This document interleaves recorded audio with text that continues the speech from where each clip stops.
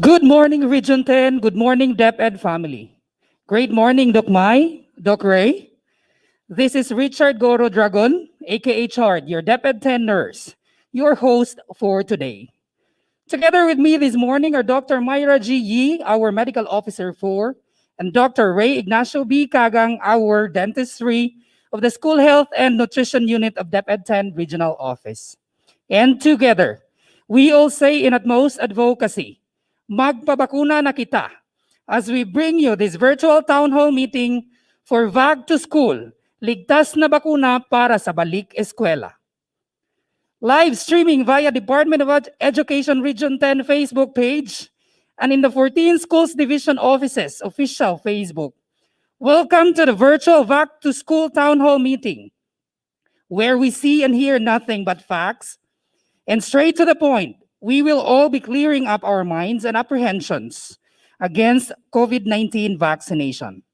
Sit back and relax while we give you the expert speakers from Department of Health and while we give you time to ask frequently raised VACC questions.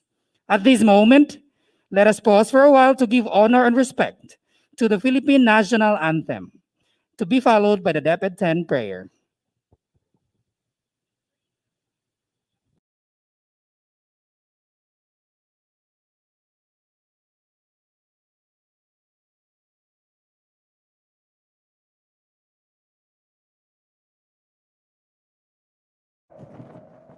Bayang magiliw, premis na silanganan, alak ng puso, sa titik mo'y buhay. Lupang hinirang, puyat ka ng magiting, sa manlulupin, di ka pasisi. Sa dagat at bundok, sa simoy at sa langit mong baga, may dilagang tula at awit sa paglayang minamahal. Ang isap ng matawat mo'y tagumpay na nagdidibig. Ang bituin at tarang niya kailan pa may magdidinig. Lupa ng araw ng walhati pagsinta, buhay langit sa piling mo. Aming ligaya na pag may mga api ang mamatay ng dahil sa'yo.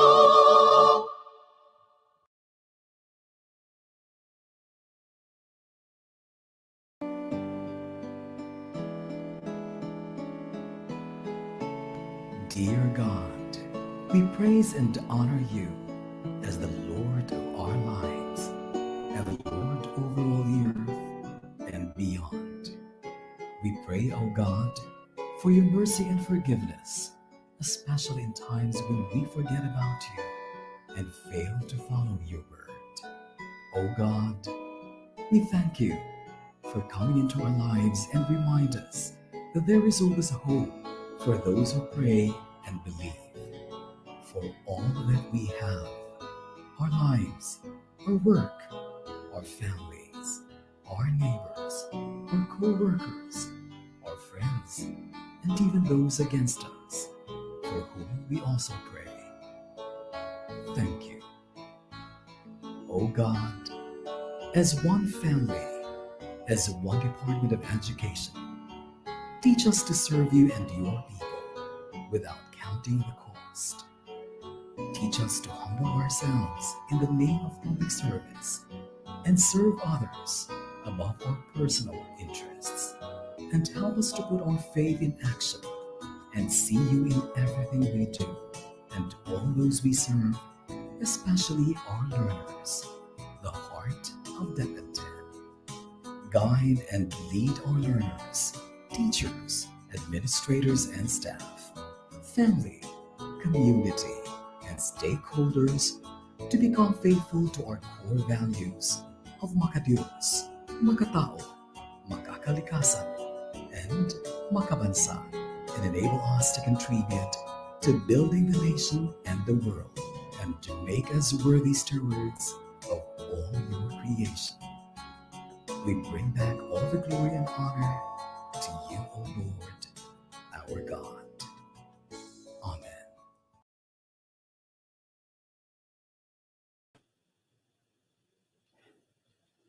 Once again, this is VACC2SCHOOL, ligtas na bakuna para sa balik eskwela.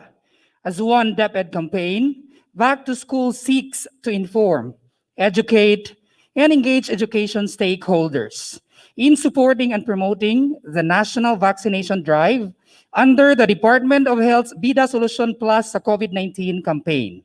Yet, to quote, vaccination is one of the most effective ways to protect our health. Vaccines work with body's natural defenses to develop protection against COVID-19. Or putting it simply, vaccines protect every one of us. And here with us this morning is our very adaptive and energetic Medical Officer 4 of the Health and Nutrition Unit of Education Support Services Division in the Department of Education 10 Regional Office, to formally welcome you all into this virtual affair. Ladies and gentlemen, Dr. Myra G. Yee. Vaccines are safe, effective, and based on solid science. Indeed, vaccine saves lives, but fear of vaccines or vaccine hesitancy endangers them. Hence, we need tamang impormasyon galing sa tamang komunikasyon.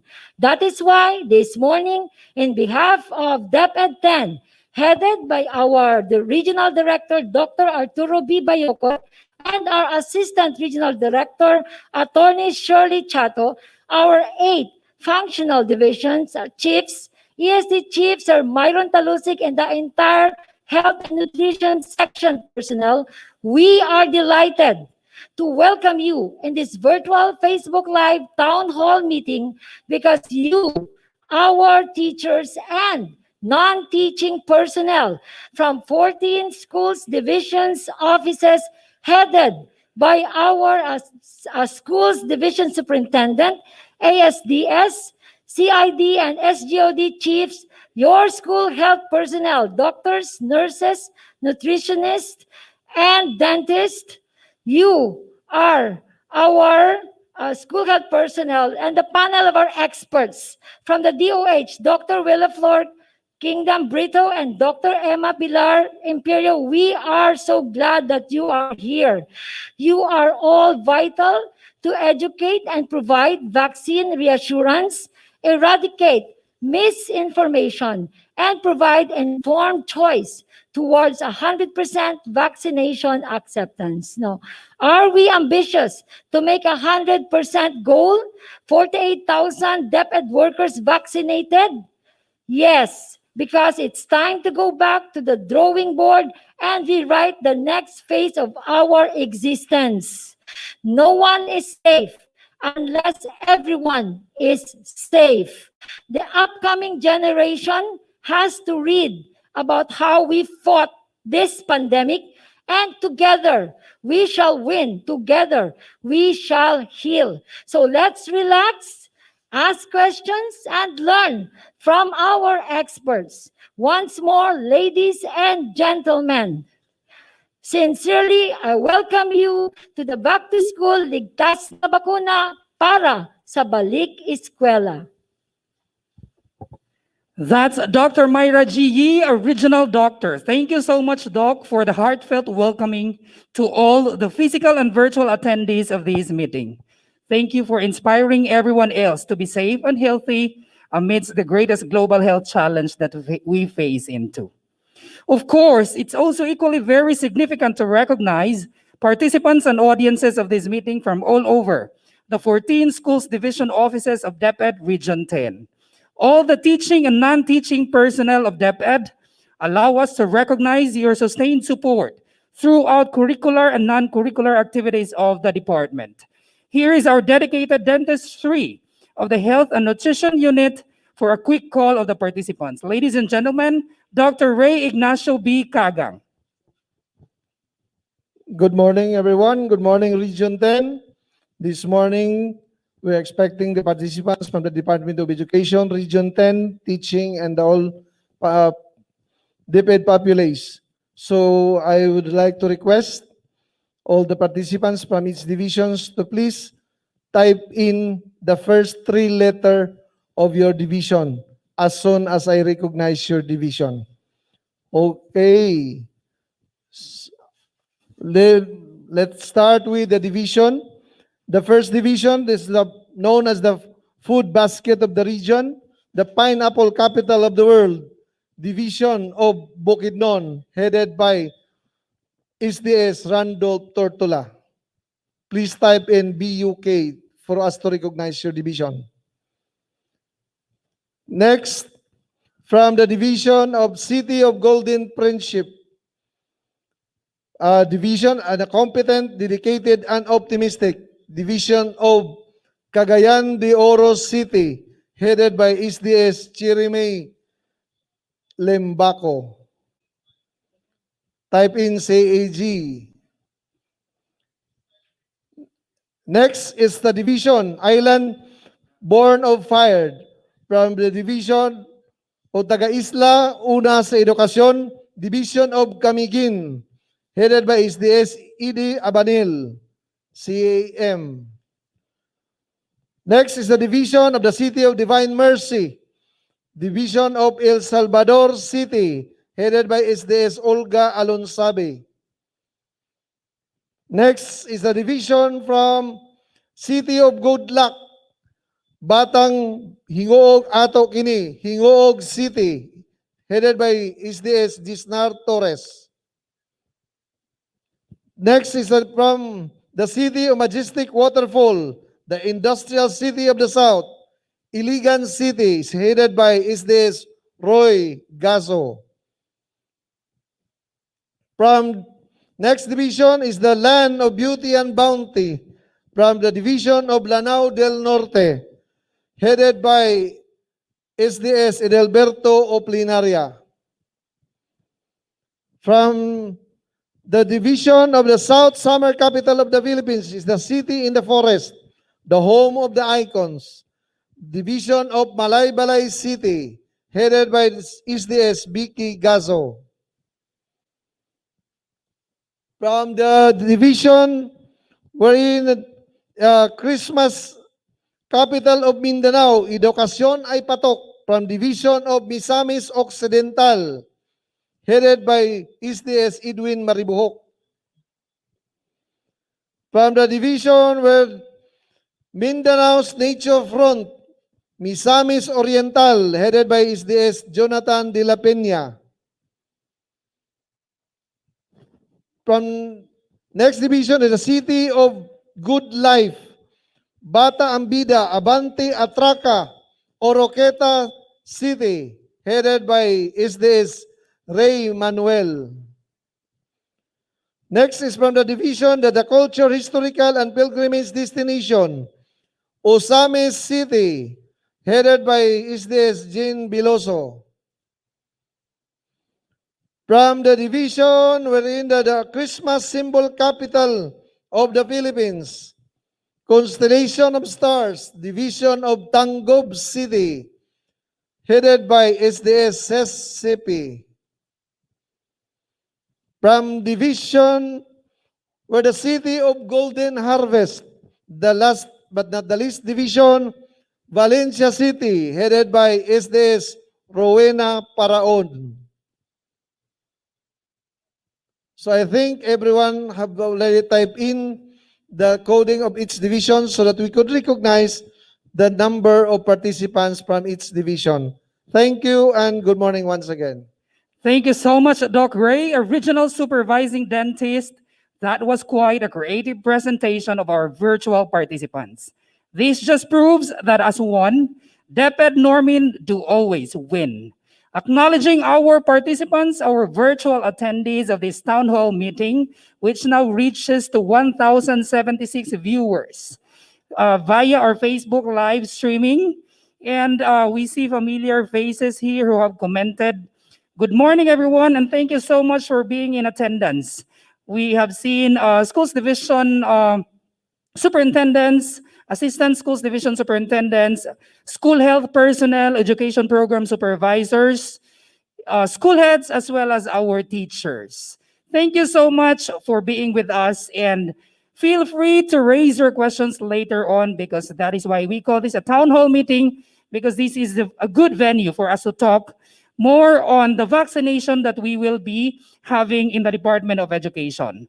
Because whether we like it or not, our teachers, co-DepEd employees, we are all frontliners in the education. While we are all putting our efforts against combating this unseen COVID-19 opponent, here's one who got memoirs of isolation and quarantine because of contracting the coronavirus himself. With his all-out support and advocacy to fight COVID-19, here's his inspiring message to every one of us to keep us going. Co-DepEd employees, here's Chief Myron Hill D. Talusig of the Education Support Services Division. Sir Mai? Thank you, Doc Myra, Doc Chard, Doc Ray, and to everyone na nandito ngayon. 5 months after the onset of the pandemic, the DepEd Regional Office 10 required all school health focal persons in schools, including those school health personnel assigned at the division offices, to enroll and complete an online course titled Emerging Respiratory Viruses, including COVID-19, Methods for Detection, Prevention, Response, and Control. This online course is offered free by the World Health Organization as its strategy to manage information about COVID-19, which at that time had caused so much misinformation and confusion among the public. As a result of that instruction from the regional office, over 2,000 DepEd personnel from DepEd Region 10 completed the course. This has practically increased the level of awareness about COVID-19 among the ranks of DepEd Northern Mindanao. Amazingly, more than 100 of them took more courses offered by the World Health Organization. In relation to that story, I would like to share to you the guiding principles enunciated in the comprehensive guidance on the participation of the Department of Education in the implementation of the Philippine National Deployment and Vaccination Plan for COVID-19 vaccines.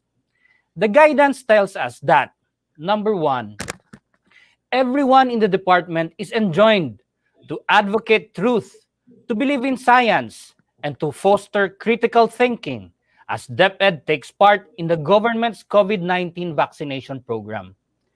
Everyone shall constantly seek opportunities to obtain correct information about the vaccines and vaccination, and about the government's plan and efforts related to COVID-19 vaccination. Second, DepEd stays true to its commitment to deliver quality, accessible, relevant, and liberating education. As the largest bureaucracy with reach to every household with basic education learners, DepEd recognizes that it plays a crucial role in government initiatives, especially in times of pandemic. DepEd's role is primarily in education, by assisting to provide correct information amidst the fears, confusion, misconceptions, misinformation, or even disinformation. And lastly, DepEd is one with the rest of the government, especially the DOH, in ensuring the health, safety, and well-being of its workforce and learners. DepEd ensures that the engagement of personnel by the local government units shall be in a manner that is protective and promotive of the welfare and safety of DepEd personnel and learners. DepEd's membership in the planning, campaign management, and technical teams of the vaccination operations centers at various levels, especially in the field, shall focus on promoting informed decisions on vaccination within the government's broader information campaign on the benefits, risks, and other matters associated with vaccines. For example, strengthening the health, immune system to minimize possible side effects. The messaging of any campaign adopted or developed by our department shall focus on building capacities for informed decision-making on vaccination. This is consistent with the National Deployment and Vaccination Plan special chapter on risk communication and community engagement, with specific sections on informed consent and the provisions of concise, clear, and up-to-date information.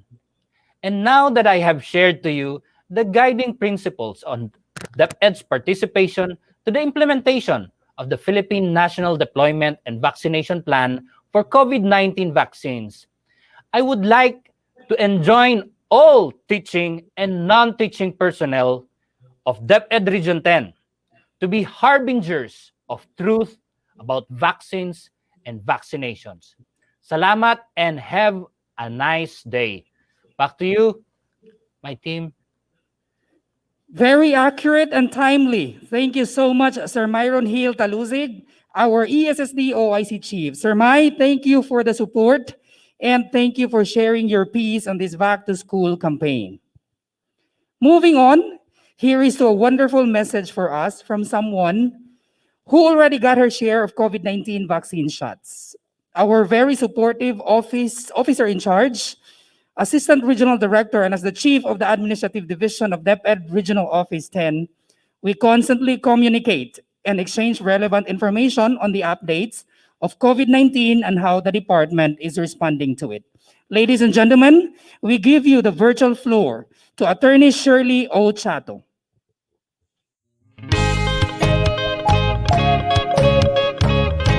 Good day, everyone. Welcome to the Department of Education Region 10 Town Hall Meeting with the theme, Back to School, Ligtas sa Bakuna para sa Balik Eskwela.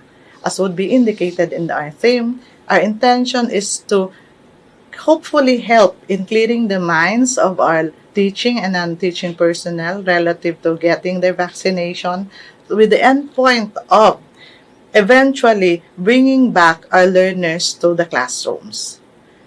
For this activity, I would like to congratulate the ESSD, of course, specifically through our Health and Nutrition section, in hosting today's activity and in providing the needed information that may be needed by everyone within the department and even outside of the department.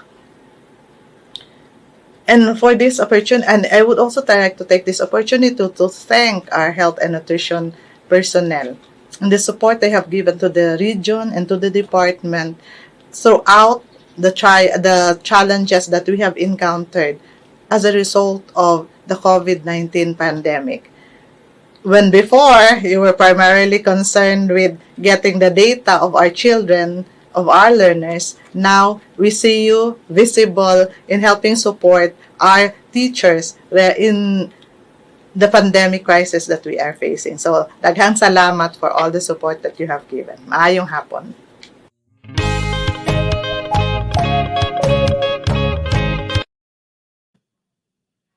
Precisely, Attorney. Thank you so much for the continued effort and support for all of us, for the welfare of the entire DepEd family and our constituents. Truly, vaccine works. We are now up to 1,226 viewers, 1,237. We have a lot of greetings. We have from Angel Ray Flores. Good morning, everyone watching live from Linabo Integrated School, Balingasag South District, Division of Misamis Oriental. We also have from Bolet Love You. Good morning, Bulawan Di Lumantong, watching from Tambo Elementary School, Munay District. Thank you so much for tuning with us, for attending our virtual town hall meeting, and we do appreciate that.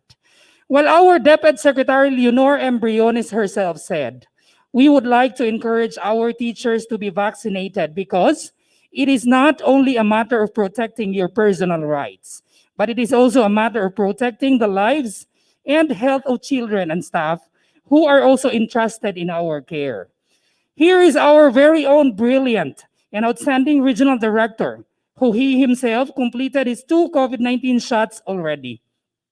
While he himself felt how it was and fought amazingly the coronavirus, here's to a person who continued to inspire us to give our best shots in work, even amidst pandemic, because our learners practically need it.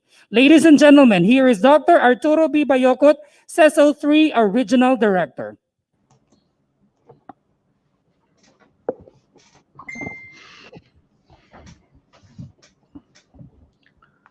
Good morning to my DepEd Region 10 family. Can I be heard? Yes, RD, but we are not seeing your video.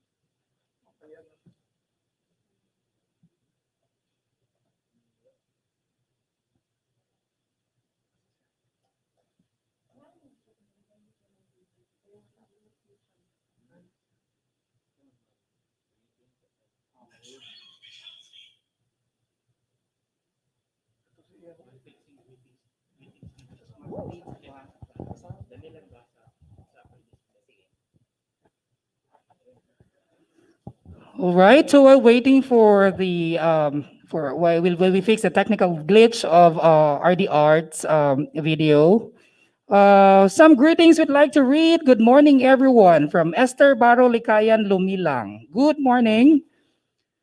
Here is another one from Jocelyn Galvadores. Good morning, watching from Mahinog National High School, Division of Camiguin with Richard Vicente Hadman. Good morning, Camiguin, DepEd employees, teachers, and non-teaching staff.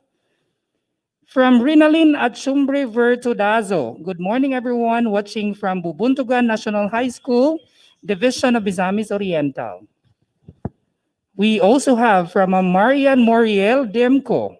Good morning, everyone, watching from Iligan City. We have another one from Division of Misamis Oriental. Good morning, watching live from Linambo Integrated School, Malingasag South District.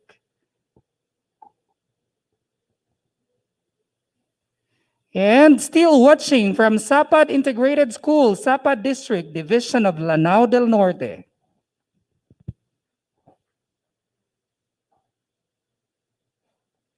From Ma'am Ina Ins, good morning, Ma'am and Sir, watching from South 1A Central School, Division of Iligan City. Good morning, Iligan City. We also have from Ma'am Edna Dakulay Nalles. Good morning, watching at Alae Central Elementary School.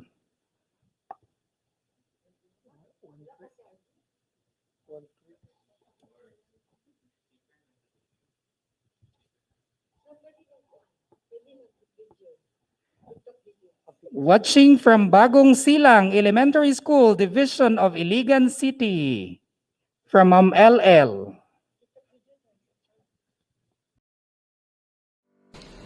Kung vaccinated na, pwede na bang hindi gumamit ng face mask, face shield, at iba pang public minimum health standards? Ganito kasi yan. Ang bakuna ay kasangga. Hindi ito pwedeng alternative ng bida behaviors.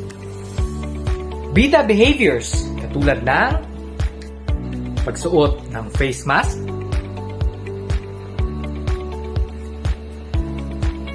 at face shield. Paghugas o pag-sanitize ng kamay. Pag-iwas sa matataong lugar. Paninigurado na may magandang daloy ng hangin sa bahay o sa lugar ng trabaho. Ipagpatuloy pa rin ang bida behaviors para sa dagdag na proteksyon sa sarili at sa iyong pamilya. Mahalaga ang proteksyong bigay ng bakuna. Ngunit sa ngayon, pinag-aaralan pa ng mga eksperto kung hanggang kailan ang bisa at epekto nito kontra COVID. Manatiling mapagmatiyag para sa sarili at sa iba. I'm Nurse Francis, ang inyong Back to School champ. Ingat!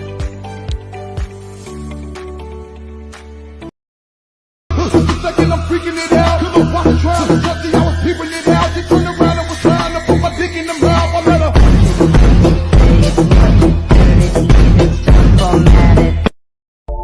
Nope. Yep. Nope. Yep. Nope. Yep. Nope. Nope. Nope. Nope. Nope. Nope. Nope. Yep. Did she say what you say? That you only meant well when it comes to this. What you say?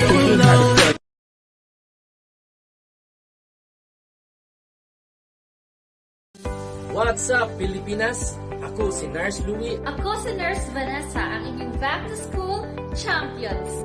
Ligtas ba ang COVID-19 vaccine para sa mga buntis at nagpapasuso?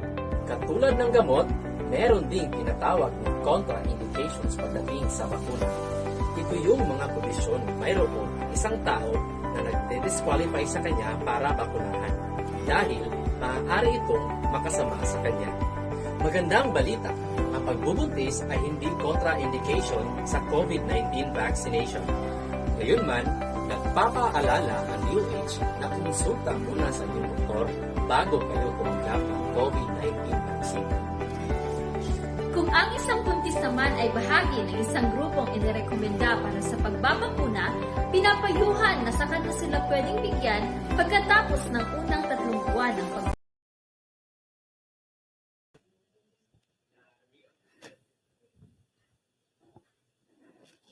Once again, ladies and gentlemen, our very own energetic and our excellent Regional Director of DepEd Region 10.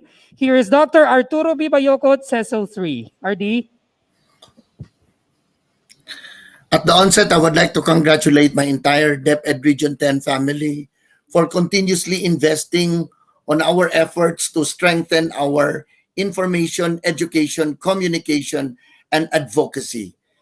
Right now, there are competing news information about the vaccination or about the COVID-19. And we cannot trust on everything that we read that's really real or that there's truth about it. Even on TV and on radio and much more at the social media, there are information that is intended to confuse the people. And as a Department of Education, us ourselves as victims of COVID-19 and survivors, us who already have underwent the vaccination, will really have the credible inputs to share to people to be able to convince this right and our obligation to get vaccinated. Ladies and gentlemen, in the Department of Education, we cannot just relax because it has affected our education delivery system. We push for at least even limited face-to-face, but the question is, are we ready to do that? The government cannot just be complacent of allowing us without perfecting the readiness. And the major step in terms of preparation is really to get our people, our teachers, even our students vaccinated. That is very essential. And how else can we convince if we do not give the truths of the matter? That's why we are happy that we continue to relay the education inputs about the real story of coronavirus and the vaccination rollout that we're doing. In the Department of Education at the Mancom-Exicom level right now, we are getting the data disaggregated by municipalities because there's a push of the Department of Education to the IATF, to the Department of Health, and even to the ILG, that at least teachers are considered to be frontliners and should have reserves in terms of vaccine slots. Because we cannot just wait and dilly-dally for the prioritization that is already released, that, hey, we are A4.11. We really have to take advantage. If the availability is also a question, then that's about it. But we really have to push for our right to be able to save our lives and save the people, the lives of people that we have worked with within our circles, our students. So, ladies and gentlemen, the best investment that we could ever make is really on our health. And with the pursuit of education to continuously deliver education, vaccination is indispensable.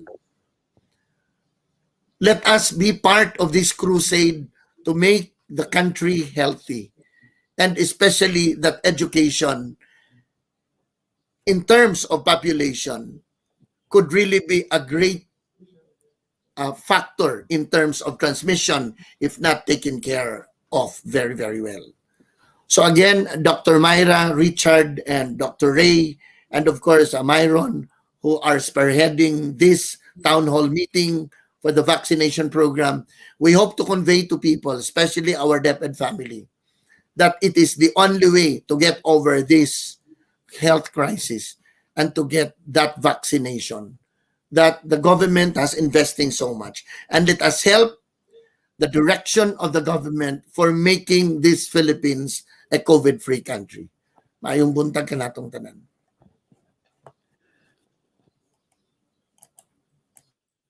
Truly, thank you so much for that inspiring and motivating message, RD Art. We are so blessed to have your support as the father of DepEd Region 10, that even when faced with the innermost challenge of the new normal affecting education delivery, you stood and led us towards attaining and good education even beyond unanticipated hurdles. For a safe and healthy learning community, we would deeply encourage and say yes for vaccination, RD. We are now up to 1,427 viewers via Facebook live streaming of our DepEd 10 Regional Office official Facebook page. Greetings from Ma'am Corazon Sahilan from Anakan Central School, Hingoog City Divisions, watching here. Thank you so much, Division of Hingoog, for being with us, as well as Ma'am Cheryl Descalyar, watching now at SWP Calamba, Misamis Occidental. Done my first dose. That's good, ma'am. Congratulations. Have your follow-up on the second dose for us to be protected. And last one from Rochelle Nala. Good morning, viewing from Makanhan Elementary School, West 1 Division of Cagayan de Oro City. Good morning, Cagayan de Oro City Division. Ladies and gents, this morning, we also bring you our VACC2SCHOOL champions from all over the region, showcasing the best TikTok compilations which are nationally acknowledged and recognized by DepEd Central Office. Let us all take a look on these videos and ponder on it. Roll VTR, please.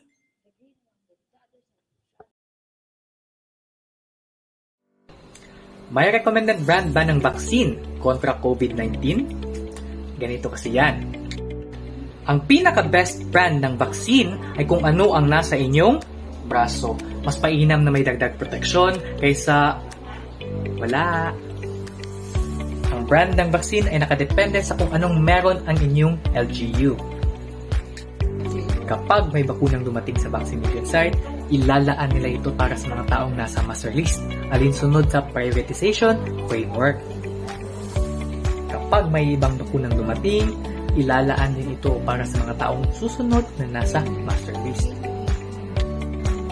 Lahat ng bakunang nabigyan ng emergency use authorization ng Philippine FDA ay effective sa pagbigay ng proteksyon laban sa severe COVID-19. Best vaccine, the one that is available. I'm Nurse Francis, ang inyong back-to-school champ. Ingat!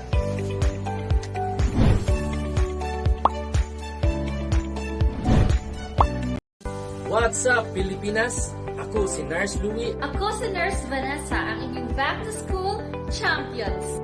Ligtas ba ang COVID-19 vaccine para sa mga buntis at nagpapasuso?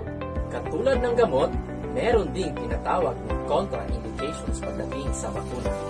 Ito yung mga kondisyon mayroon isang tao na nagde-disqualify sa kanya para bakunahan dahil maaari itong makasama sa kanya. Magandang balita, ang pagbubuntis ay hindi contraindication sa COVID-19 vaccination. Gayunman, nagpapaalala ang DOH na kumonsulta muna sa inyong doktor bago kayo tumanggap ng COVID-19 vaccine. Kung ang isang buntis naman ay bahagi ng isang grupong inirekomenda para sa pagbabakuna, pinapayuhan na saka na sila pwedeng bigyan pagkatapos ng unang 3 buwan ng pagbubuntis. Maging ang mga may planong magbuntis ay maaaring mabakunahan ng COVID-19 vaccine. Ang pregnancy test naman ay hindi kinakailangan bago mabakunahan, subalit maaari itong gawin kung ikaw ay hinihinalang buntis tulad ng hindi nadatnan, o hindi sigurado sa iyong regla. Samantala, under observation pa rin ng mga eksperto ang pagpapabakuna ng mga nagpapasusong ina. Pero ayon sa World Health Organization, ay pwede silang magpabakuna kung sila ay bahagi ng grupong nirerekomendang mabakunahan. Tandaan, hindi nirerekomenda na ihinto ang pagpapasuso bago at pagkatapos mabakunahan. Laging tandaan na ang bakuna ay kinakailangan. Protektahan ang pamilya, ang pamayanan, at sarili. Mag-back to school na! Question! Buot pa pasabot ba sa Back to School campaign sa DepEd nga magbalik na punta og eskwela? Ang VACC2SCHOOL campaign o sa kaprograma sa Department of Education aron ma-encourage ang atong mga teaching o non-teaching personnel nga magpapakuna aron atong matabangan ang atong gobyerno nga makabot ang gitinguha nga herd immunity. Apan wala kini nagpasabot nga magbalik na gid ta og eskwela, nangandam lamang kita depende sa atong national IATF. Question: normal lang ba nga makasinati yung side effects pagkahuman mabakunahan? Normal lamang nga nakita gina-expect nga mga side effects sa atong vaccination apan kini manageable lamang i-report sa pinakaduol nga City Health Office o vaccination site aron kita matabangan. Mawala ra kini within 1 to 3 days. Tinuod ba na ang COVID vaccine maoy hinungdan nga mag-positive o mamatay ang usa ka tawo human kini mabakunahan? Walay mga studies nga nagpamatuod nga adunay nagkasakit sa COVID o namatay tungod niini human mabakunahan. Ang COVID vaccine makatabang nga makaprevent sa severe complications, thereby increasing the chances of survival. Question: unsaon po nako kung makahadlok ang among school head ug ang among mga kaubad? COVID vaccination dili compulsory kini voluntary lamang apan isip usa ka public servant sa Department of Education atong hunahunahon sa matag desisyon ang atong magtutuon og ang ilang hayag nga kaugmaon. VACC2SCHOOL, ligtas na bakuna para sa balik eskwela.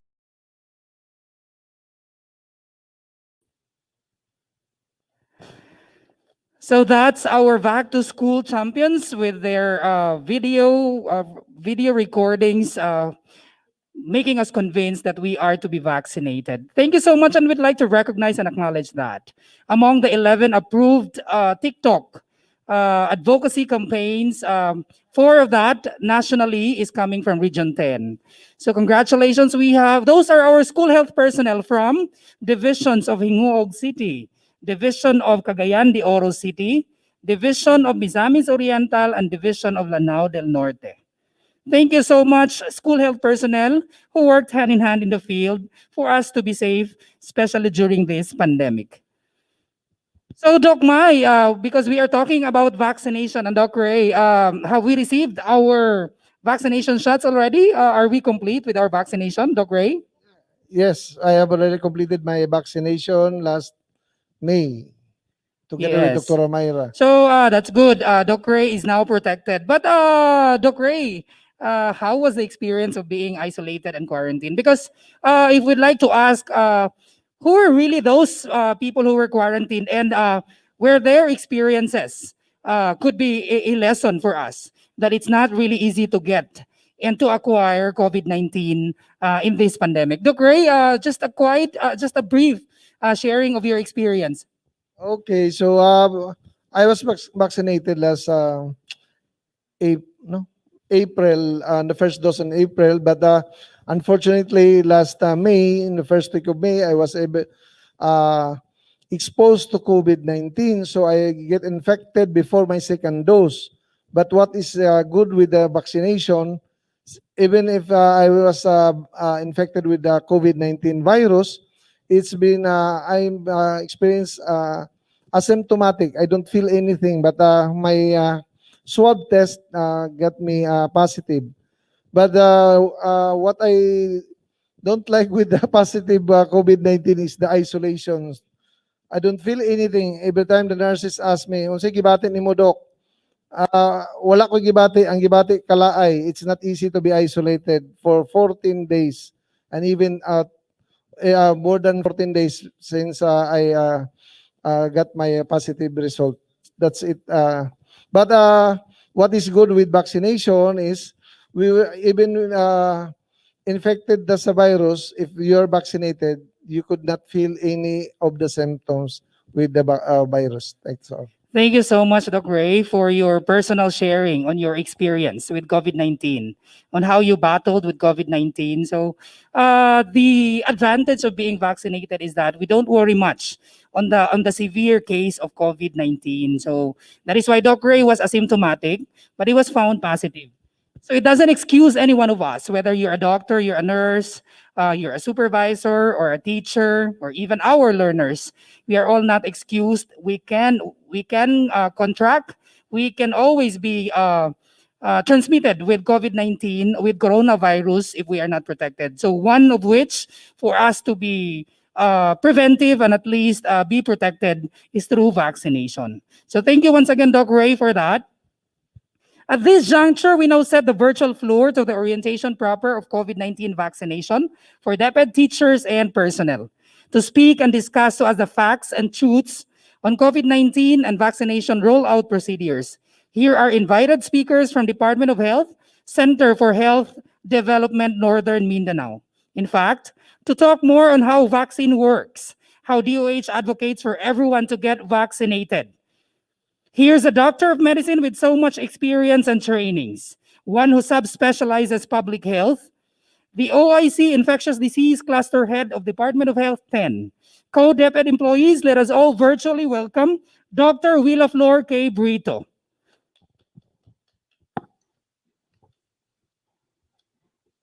Hello, good morning, everyone. Let me just share my slides.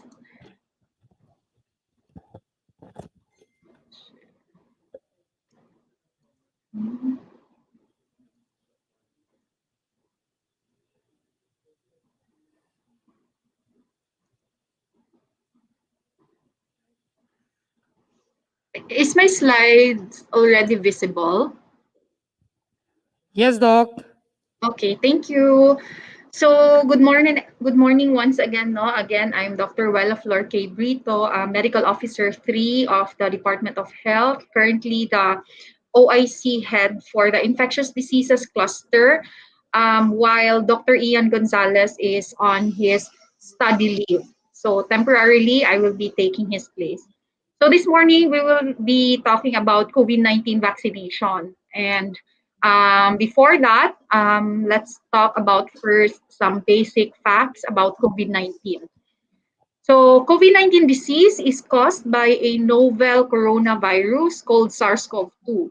So the virus that will cause COVID is SARS-CoV-2, and this virus is mainly transmitted from person to person via droplets, contact, and fomites. So fomites, these are any inanimate objects that can actually transmit the virus. No, for example, our doorknobs, which we usually touch, or mga surfaces that has droplets no na nahulugan. So these are fomites, any inanimate object na pwede makatransmit sa atuang virus. And a good example of that is, of course, atuang mask. No, that's why we should not be disposing our mask anywhere. So these are the signs and symptoms no, of our COVID-19 infection. So we can have fever, cough, sore throat, SOB, fatigue, headache, sudden loss of taste and smell. We are Yes. not seeing the slide. The slide is different, I guess. It's not moving. I am still on the first slide, Doc. Yes, It Doc. says basic facts and symptoms. Can we make it in slideshow presentation, Doc? Yes, I already made it into slideshow presentation. It's already in full screen mode. Our ICT is requesting for it to be reshared, Doc, so we can see it. Okay, okay. Share it again. Thank you. Okay.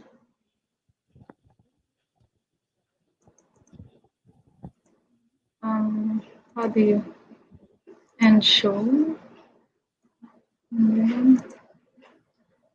Okay, I'm so sorry about that. Let me share it again. I hope this time it will work.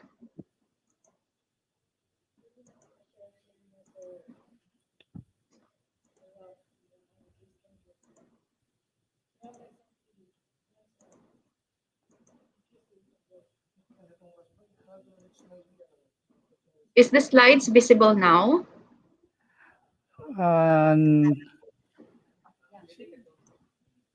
This one?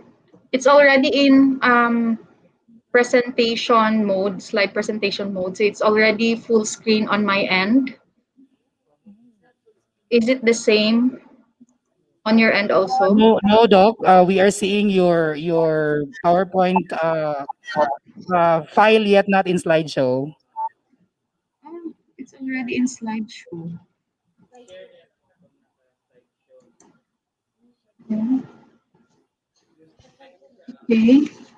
Let me check if what's the problem, no? Doc, you have to play it first and then you share. Yes, I opened it already, and then I click the share button and then share screen, correct? Share screen, and then um I'm sharing a window, and then I click my PowerPoint slide and I click share. So is it visible now? Yes, Doc. We are seeing the presentation but not the slide shown one. Uh, Okay. just share the slide shown presentation, Doc. Okay, so I will click at 5 for the slideshow.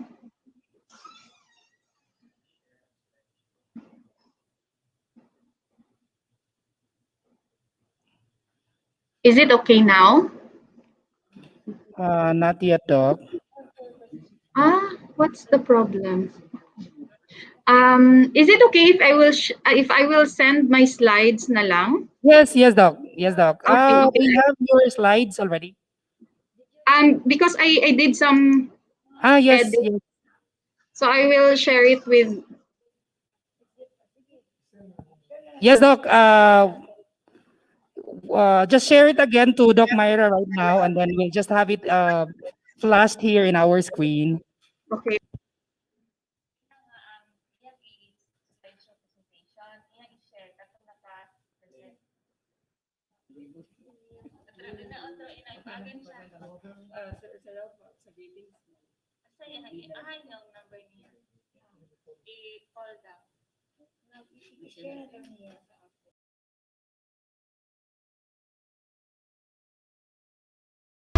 Second, I'm freaking it out. Cause I'm watching trying to trust I was peeping it out. She turned around and was trying to put my dick in the mouth. I let her.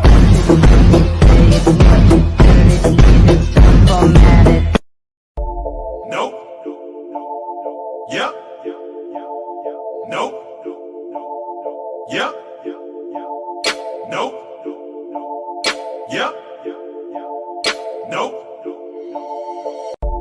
Nope. Nope. Nope. Nope. Nope. Nope. Yep. Did she say?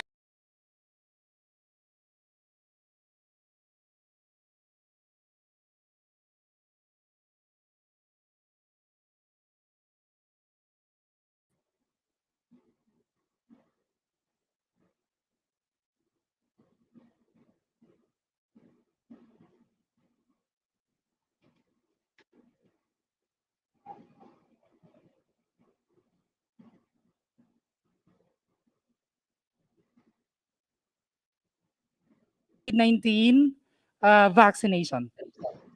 Okay. So good morning. I already sent my slides to Doc Mai. Yes, Doc. We are seeing it now. Thank you. Okay, thank you very much. I'm so sorry. I think I have a problem with the internet in our office. That's okay, Doc. So yes. So thank you very much, no. So again, I will be discussing to you about COVID-19 vaccination. So next slide, please. So I already mentioned about basic facts about COVID-19, no? It caused by a virus called SARS-CoV-2, and it can be transmitted through droplets, contact, direct contact, and fomites. And these are the signs and symptoms that we will possibly experience, no, when we get the virus. So pwede siyang only fever and cough, pwede siya sore throat lang, or you can actually experience all of these symptoms based upon the severity of the infection. So next slide. So how do we protect ourselves from the COVID-19 infection? Of course, we are always encouraged to stay home, especially if we don't need to go out. We wash our hands frequently. We cover our nose and mouth when we sneeze and cough. Always maintain social distancing of at least 2 meters. And of course, avoid crowd. And we should always not forget also to clean and sanitize the surfaces that are frequently touched. So next. So next, you can just enter. Okay, so for the rationale, the source of this discussion is the interim omnibus guidelines for the National Vaccination Deployment Plan. So to start with, the rationale in light of the absence of definitive treatment for COVID-19, it is expected that COVID-19 morbidity and mortality will continue to increase. So the development of vaccines against COVID-19 is among the solutions that will greatly mitigate the increasing cases in the country, complemented by already existing measures and practices in place. So next slide. So to ensure safety and efficacy of vaccines to be administered to the public, only vaccines which are granted with emergency use authorization or the EUA by the Philippine Food and Drug Administration and those with positive recommendation from our HTAC, or the Health Technology Assessment Council, will be purchased by the government. So if it's not FDA approved and without recommendation by the HTAC, it will not be purchased by the government. Okay. So next. So these interim omnibus guidelines on COVID-19 vaccination shall provide the overall guidance to implementers on vaccine administration of the National Deployment and Vaccination Plan. Next slide. So for the implementing guidelines, this is our prioritization framework. So for priority phase 1, so we know that our vaccination plan will be implemented through phases. So for phase 1, we have the priority eligible A. So of course the A1, the frontline workers in the health facilities, our healthcare workers. The A2 will be the senior citizens aged 60 years old and above. And the A3 are those adults with comorbidities not otherwise included in the preceding categories. So again, for the A4, these are frontline personnel in essential sectors, both in public and private sectors, including uniformed personnel and those in working sectors identified by the IATF that are directly client-facing and cannot fully dutifully meet the minimum public health standards. And the A5 will be the poor population based on the NHTSPR. So next slide. So for the phase 2, priority eligible B, for the B1, we have the teachers and social workers, the B2, the other government workers, B3, other essential workers, B4, the social demographic groups at significantly higher risk other than senior citizens and poor population. B5 are the overseas Filipino workers, and the B6, other remaining workforce. Okay, next slide. So for the vaccination process, so if na-vaccinate na ta, we all know that during the vaccination, there will be a registration area, there will be a screening area, and then there is health education. So we really incorporated health education because we want our vaccinees to be informed. So before they get the vaccine, they will be informed, and there will be a discussion about the COVID vaccine that they will be getting. So that's very important that dili lang ta puros tusok, pag abot tusok diretso. No, as much as possible, we discuss to them what will be the expected adverse events, what is the vaccine that is available, and of course, how to report if there will be adverse events that will be experienced by our vaccinees. So after the health education will be the actual vaccine administration and then the post-vaccination monitoring. So after the vaccination, you will not be allowed to go home immediately, no? You will be under observation for 15 to 30 minutes based on your risk criteria. So if you are on higher risk, it can be at least 30 minutes. No? So at least 30 minutes, meaning you will not be sent home unless you are already stable and cleared by the physician. Okay, so next slide. So we also have adverse event following immunization. So what is adverse event following immunization? So AEFI, these shall be defined as any untoward medical occurrence which follows immunization and which does not necessarily have a causal relationship with the usage of the vaccine. Now, AEFIs may be classified based on its seriousness or based on a cause. So it could be serious or non-serious, no? Or non-serious, other term for that is minor AEFI. So next slide. So when do we say that the AEFI or the adverse event that we are experiencing is serious? So serious AEFI are defined as events that results in any of the following outcomes. If it will result into death, if it will result into hospitalization or prolongation of an existing hospitalization, if there is persistent or significant disability or incapacity, and congenital anomaly or birth defect, no? And or any event, no, that happened post-vaccination that is life-threatening or a medically important event or reaction. So next.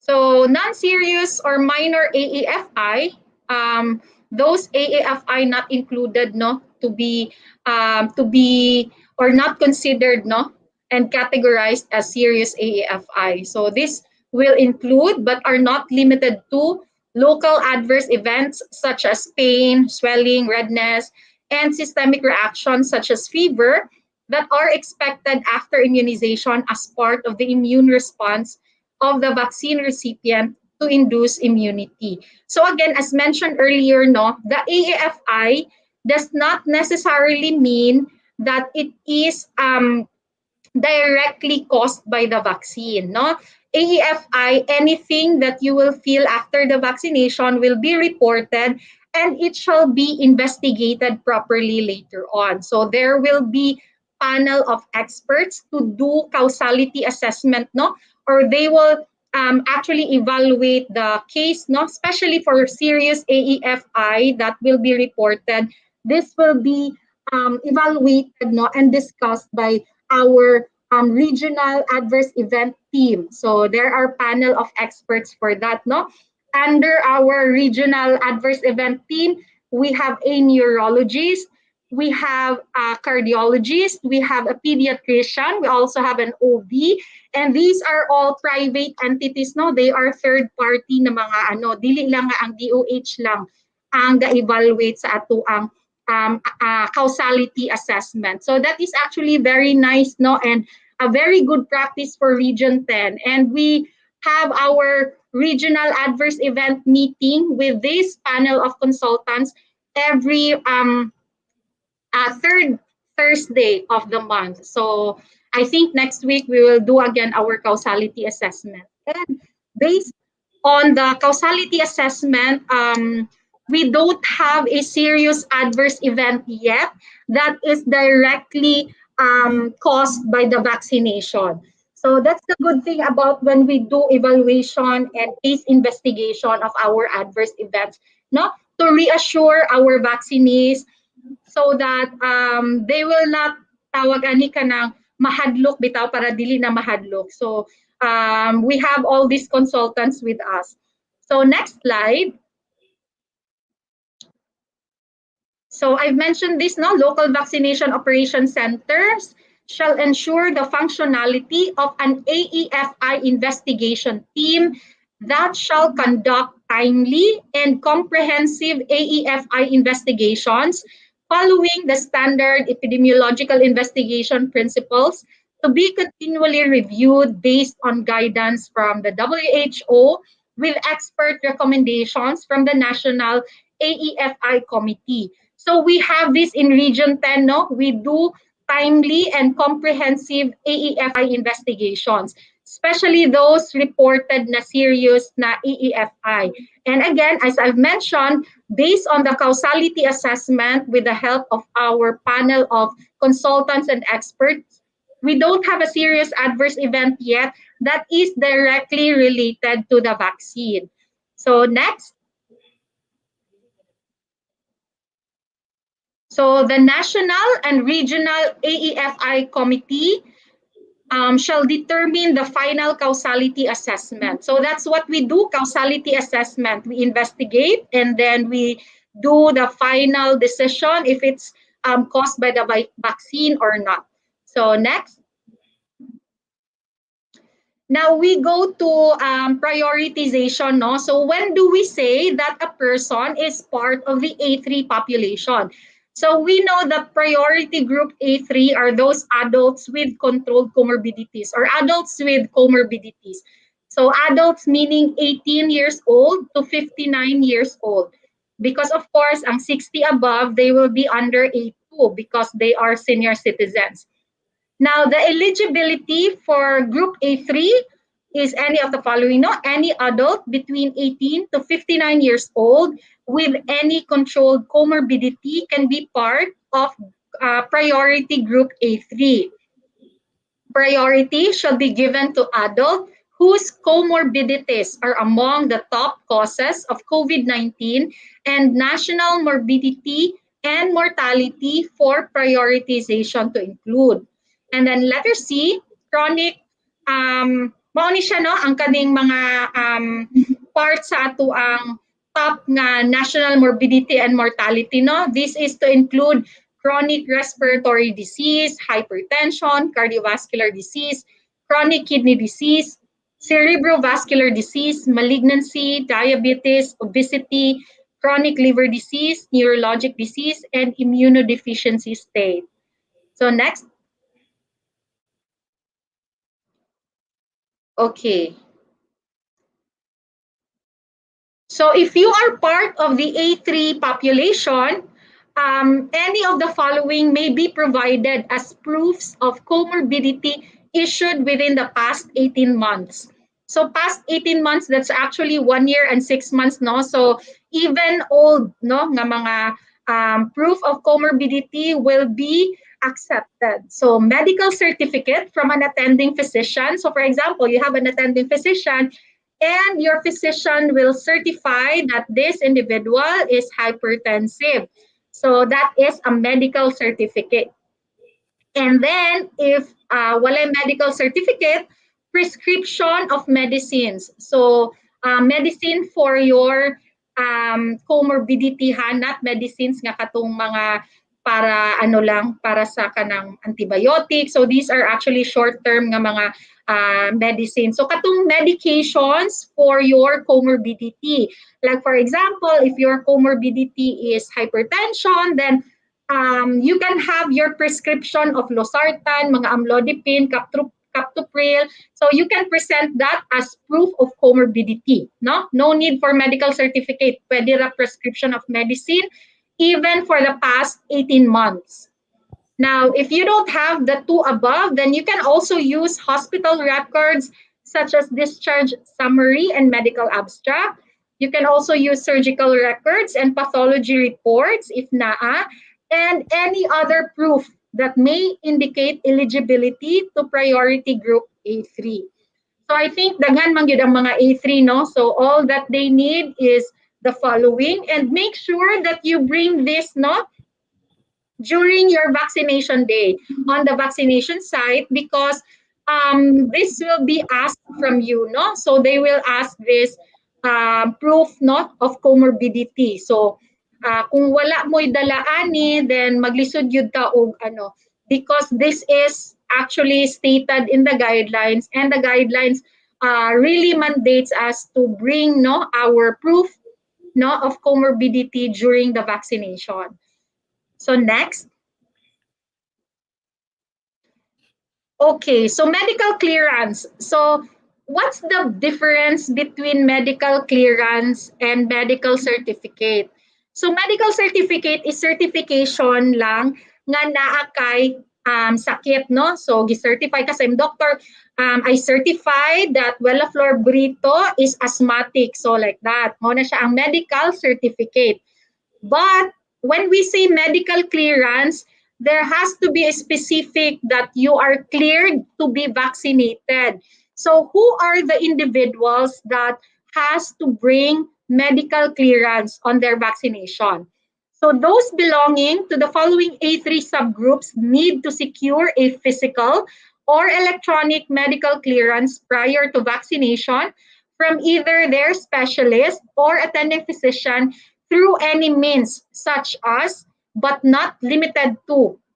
So pwede siya through teleconsultation, consultation at designated facilities, hubs, RHU, or other primary care centers designated by the LGU.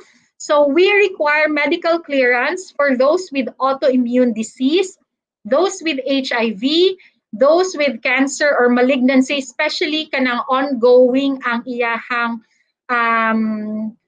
tawag ani ka ng chemotherapy, no? So active ang cancer or malignancy. But of course, katong survivor na and cleared already, then no need for the clearance. Okay, and then transplant patients, those undergoing steroid treatment, and those patients with poor prognosis or bedridden patients. So we specifically require clearance from their attending physician nga pwede sila matagaan sa ato ang vaccination. Okay, so those with other comorbidities not previously specified do not need medical clearance prior to vaccination, but shall still undergo screening on vaccination day for active disease. Okay, so next. So deferment guidelines. So ato ang deferral. Kinsa man ang i-defer or dili ipadayon sa ilahang vaccinations, no? So I would like to emphasize that those vaccine recipients, no, who contracted COVID-19 may be vaccinated after recovery or completion of treatment, whether first dose or second dose. So before man good, our guidelines tells us that we have to wait 90 days after before we get vaccinated kung gikan ta nag-COVID. But now, with the current knowledge, no, and with the current recommendation, as long as you are already cleared and already tagged as a recovered COVID-19 case, then you can get the vaccine immediately. So like me, for example, I also got COVID last May. And then the day after I was discharged from the isolation, I got vaccinated already. So no need to wait. As long as nakagawas na ka sa isolation and recovered na ka, then you are entitled na to receive the vaccine, no? So next, for vaccine recipients whose second dose shall be delayed due to deferment guidelines, the second dose may be provided immediately after the prescribed periods in the deferment guidelines without a maximum time interval unless otherwise indicated. So unsa may pasabot ani, like for example, of course katong nagpa-vaccine nga naay current nga ubo, naay hilanat, dili man na sila tagaan, no? I-defer man na ang ilahang vaccination. So ang buot lang pasabot ani is kung ma-defer ka, for example, for second dose na unta ka tapos gihilanat ka, so dili ka pwede ma-vaccinate. So ang mahitabuan na ipahulat sa nga maka-recover ka from your active disease before ka mabakunahan og second dose. So ayaw na mo kabala ka nga hala ang interval is 21 days lang ra ba or 28 days lang ra ba, dapat mabakunahan na gid ko karon. So no. Pag na kay active disease, then you will be deferred, ipabalik lang ka sa imuhang second dose kung naulian na ka. No need to repeat for the first dose. Okay? So second dose na gid gihapon diretso. Now, for those katong na ay mga hypertension, no, it's clear on the guidelines that only patients presenting with systolic blood pressure of more than 180 over more than 120 nga naay signs and symptoms of organ damage or hypertensive emergency should be deferred for vaccination. So these patients shall be referred to the physician on duty at the vaccination site and brought to the emergency room immediately. So kung naay signs and symptoms of organ damage per assessment of the attending physician in the vaccination site, then ato na siyang i-refer no, to a higher facility if kailangan siya i-refer. Okay. So for pregnant and lactating women, they may be offered vaccination if they belong to the priority groups. And those pregnant women in the first trimester shall not be vaccinated. So remember, we have 4 types of vaccine naman in Region 10. No? We have the Sinovac, we have the Pfizer, the AstraZeneca, and the Gamaleya. Now, it's only Gamaleya, sa guidelines sa Gamaleya, nga dili pwede ang lactating. No? So, dili pwede siya sa lactating. But the rest, pwede siya sa lactating and pwede siya sa pregnant.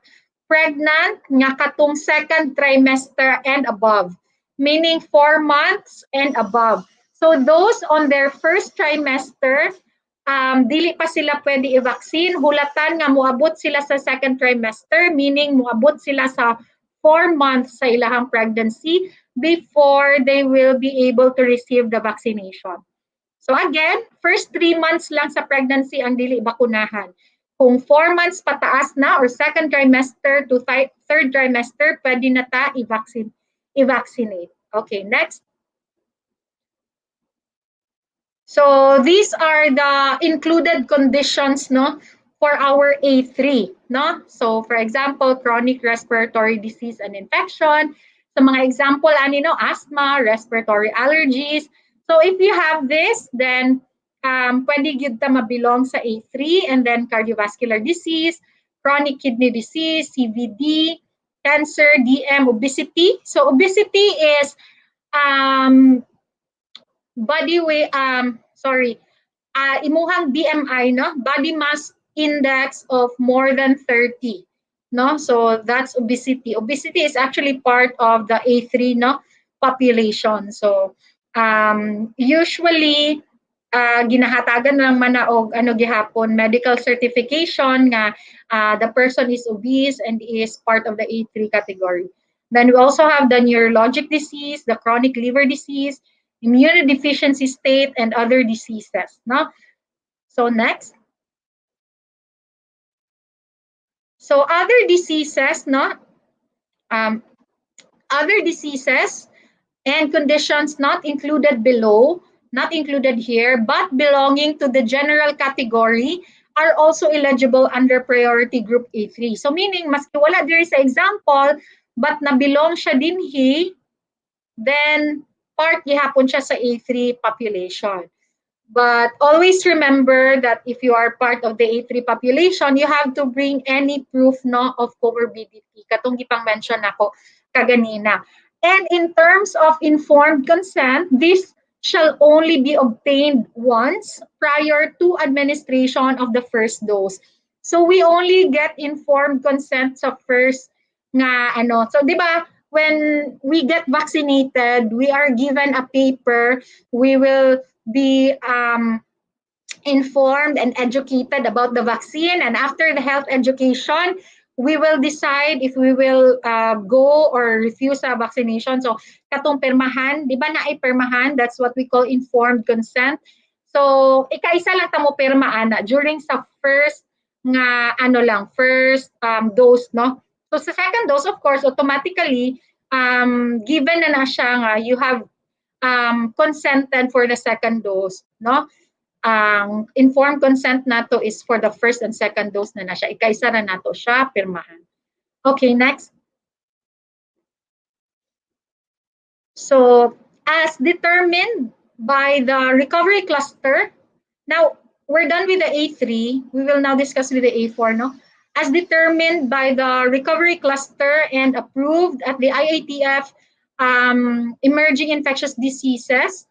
Priority group A4 shall include workers in the private and public government sectors and the informal sector fulfilling two main criteria. So for A4, individuals who are physically reporting to the workplace or individuals who are currently deployed or assigned to perform field work. Okay, next. So this is the eligibility of priority group A4. Now the A4 vaccination, naagihapon siya tranches, no? So the phase 1 will be A4 workers in NCR plus 8, no? Because we know that they have exponential nga increase in cases sa ilang area, and then outside NCR na dayon for the phase 2. Okay, next.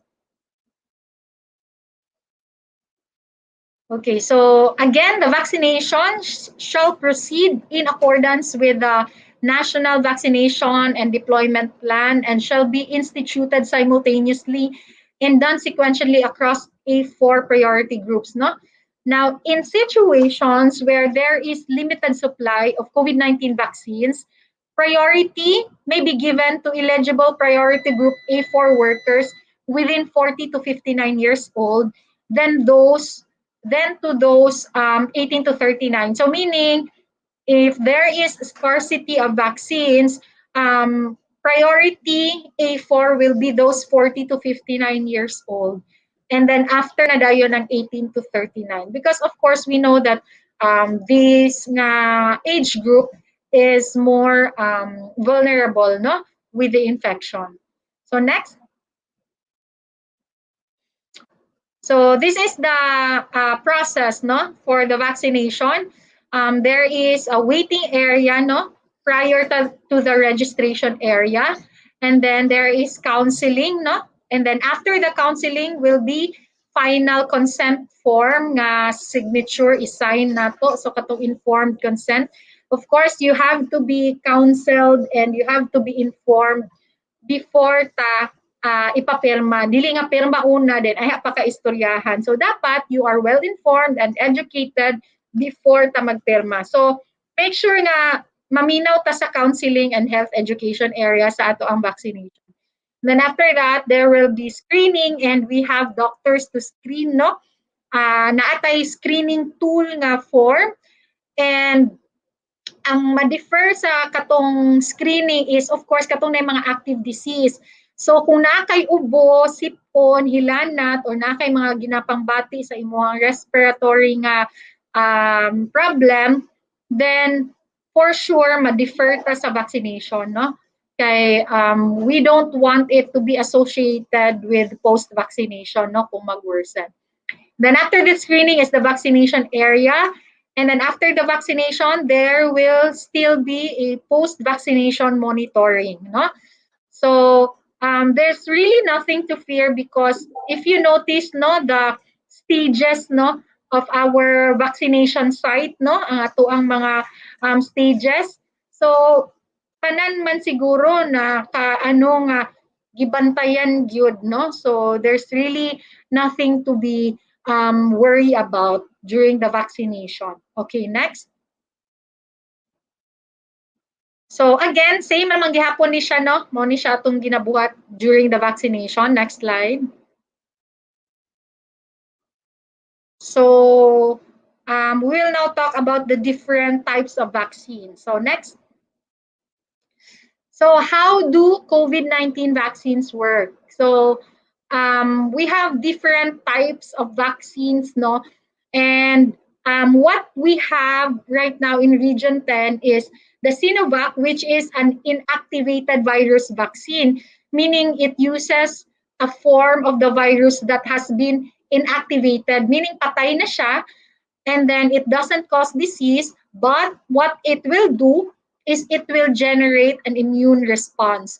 So we all know that the immune system would actually identify or detect foreign bodies. So kanang mga dili parts sa ato ang natural nga lawas, like for example, a virus or a bacteria, kung ma-infect ta ana, then ma-detect na siya sa ato ang immune system as foreign body, dili siya parte sa ato ang lawas. So what will our immune system do? They will generate mga antibodies or mga soldiers sa ato ang immune system. Now, what is the role of vaccination? Nganong kailangan man tayo vaccinate? Of course, sa vaccination man good, instead of being infected nga kanang sa natural nga infection, kung natural infection man good, it will take time for your body to create immune response, no? So mag-generate pa na siya og immune response. So wala ta kabalo kung pag-generate ana makaya ba sa atong lawas or dili. Now sa vaccination, our body will be exposed to that certain type of virus, no, nga dili maka-cause og sakit, but rather ang iyahalang purpose is maka-generate og immune response daan ato ang lawas or ang ato ang soldiers, so that if in the future ma-infect ta ani nga virus or ani nga kagaw, naanay sundalo daan, no, or naanay immune response diretso atong lawas, no, para to fight that infection, no. So mo na siya ang purpose really sa ato ang vaccination, no. Kay kung dili ta mabakunahan, then first time sa ato ang lawas makakita atong kagaw, and then ato ang lawas na overwhelm, so pwede gyud no nga maka-cause siya og severe disease sa ato or even it would cost us our lives. So the good thing about vaccination is that kung ma-infect ta, naanay ready nga soldiers, no, or antibodies daan atong lawas to fight the infection. So again, let's go back to the different types of vaccines. We have the inactivated. So these are dead virus nga kaning dead virus dili na siya maka-cause of infection, but then again katulang maka generate og immune response atong lawas against that virus.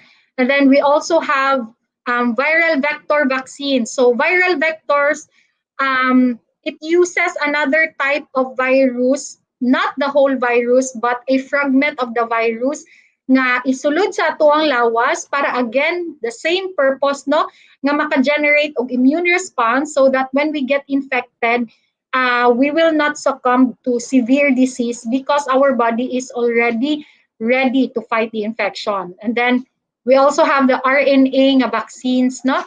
So ang RNA nato nga vaccine is the Pfizer. Ang viral vector nato nga vaccine is the AstraZeneca and the Gamaleya or the Sputnik V, no? Gamaleya Sputnik V. Now, we don't have this protein-based vaccine as of now. So next. So I think I will skip this, no? This is very technical. It actually do the same gihapon nga katong maka-generate og immune response. And then next. So these are examples of our vaccines. This one, this is the Sinovac, no? This is the inactivated type of vaccine. And this is what I got, no? I'm fully vaccinated with Sinovac, no? So we don't have this. So next slide, Sinovac ta, and then we also have Pfizer. So Pfizer is an mRNA nga vaccine. So mRNA meaning a fragment of the virus, no? Fragment lang siya, and then it will help our body nga maka-create og immune response para sa COVID-19 infection. Okay, next. And then we also have AstraZeneca. So I've mentioned this is a viral vector vaccine. And this one is the Gamaleya Sputnik V. So the Gamaleya, it uses another type of virus. It uses adenovirus type 26 and an adenovirus type 5. No, so 26 is the dose 1 and type 5 adenovirus is for the second dose. Okay, so next. So these are the different vaccines that we have. No, we have the Pfizer, BioNTech, Comirnaty. This is the brand name of the Pfizer, ha. So kung during sa vaccination matanawan ninyo walay Pfizer actually ang sudlanan sa kaning vial. What it has there is this brand, the Comirnaty. So this is the brand of the Pfizer. And again, it's an mRNA type. It's 2 doses with an interval of 21 days, no? 21 days apart. And it has a very low temperature storage requirement of -80 to -60 degrees Celsius. So please do understand that in the region here in the office na to, we only have 2 ultra low freezers.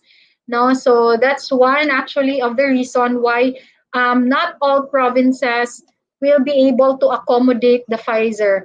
Now, as much as we want, of course, to give vaccines, no, all types of vaccines sa atuang provinces, but there are certain requirements of the vaccines that cannot be complied, no, with other provinces. That's why malimit lang siya dinhi since naadiri ang freezer and it's naa sa warehouse sa Department of Health, no, sa Region 10. So ang atuang emergency use authorization for Pfizer is actually 12 years old and above. But of course, with the scarcity of vaccines globally, no, ang part paghapon sa atua is katong sa atuang guidelines is the 18 years old and above. And then remember, we still have to follow the prioritization. So next slide. And then next is the Oxford AstraZeneca. It's a viral vector vaccine. No, I've mentioned kaganina. It's 2 doses with an interval of 4 to 12 weeks apart. So if you receive AstraZeneca, ang atuang recommended nga interval, it can be given as early as 4 weeks after, but what is recommended is 10 to 12 weeks, no? Hence the delay of the second dose, no? So mauna siya nga ang uban wala pa naka-receive sa ilang second dose, matingali sila nga nung ang uban fully vaccinated na tapos ang sa AstraZeneca hindi sila ang nauna, wala pa gihapon. So this is because the recommended interval for Oxford AstraZeneca is 4 to 12 weeks, no? So dugay siya, no? Abtan siya og pila ka bulan. And the storage requirement is 2 to 8 and again 18 years old and above. So next. And then we also have the Sinovac, no? Sinovac is an inactivated virus, meaning it's a dead virus. This is actually the old technology of vaccines, no? Most of our vaccines are actually inactivated virus. And then it's 2 doses apart and the interval is 28 to 32 days, no? After the first dose. And then the storage is the same, 2 to 8, and approval of 18 years old and above. Then next. So for the Gamaleya Sputnik V, it's a viral vector and 2 doses gihapon siya, 3 weeks apart. And the storage requirement is -18. So kini siya, ano gihapon na siya, no? Frozen gihapon siya nga, ano. So remember that all vaccines are effective and all vaccines will actually protect you 100% with, or 100% against severe disease, no? So I hope that we will no longer have hesitation, no, sa ato ang vaccines, and dili lang ta maminaw sa fake news, and let's always believe in facts and studies because these are actually well researched, no, nga mga vaccines. So I think this is my last slide. Thank you very much and good morning once again.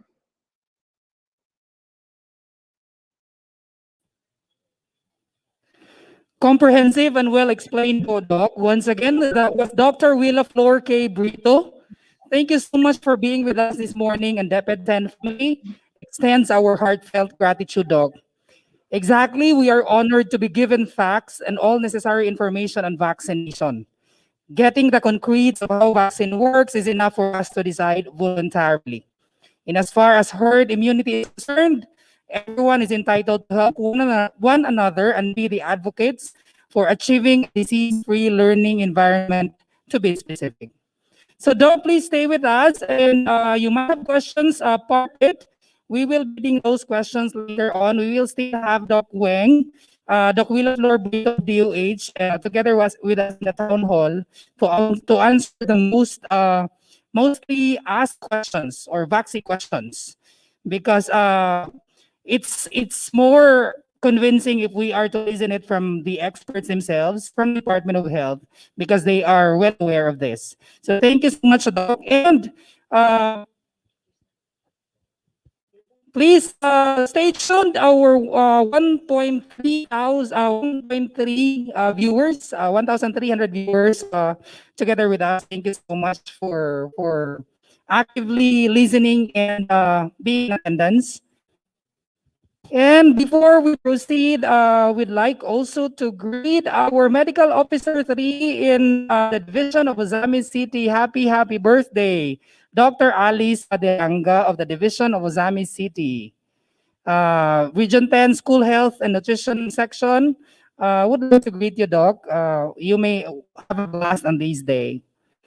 So, without further ado, next in line, let us all be guided on the rollout procedures of local COVID-19 vaccination. That we understand the whole process and protocol on the availment of COVID-19 vaccines. We lend our eyes and ears to her enlightening message. Brief but on point, here's the Child Health, Gender and Development Program and Adolescent Health and Development Program Coordinator of the Family Health Cluster of Department of Health, Region 10. A Medical Officer 3, virtual participants, please help us welcome Dr. Emma Pilar Imperio. Doc, good morning. Hello, good morning, Doc. Can you hear me? Yes, Doc, loud and clear. Hello, okay. So, good morning, everyone. So, I'm here in Iligan City. We're having our monitoring of the COVID-19 vaccination activity. But I sent Doc Myra last night my presentation. So, I will be presenting the latest coverage of our priority group A1, A2, A3. So, you would understand where we are now with our vaccination.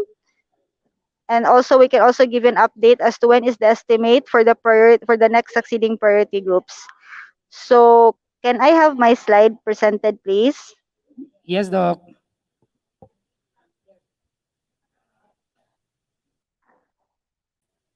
Okay, I think it's clear.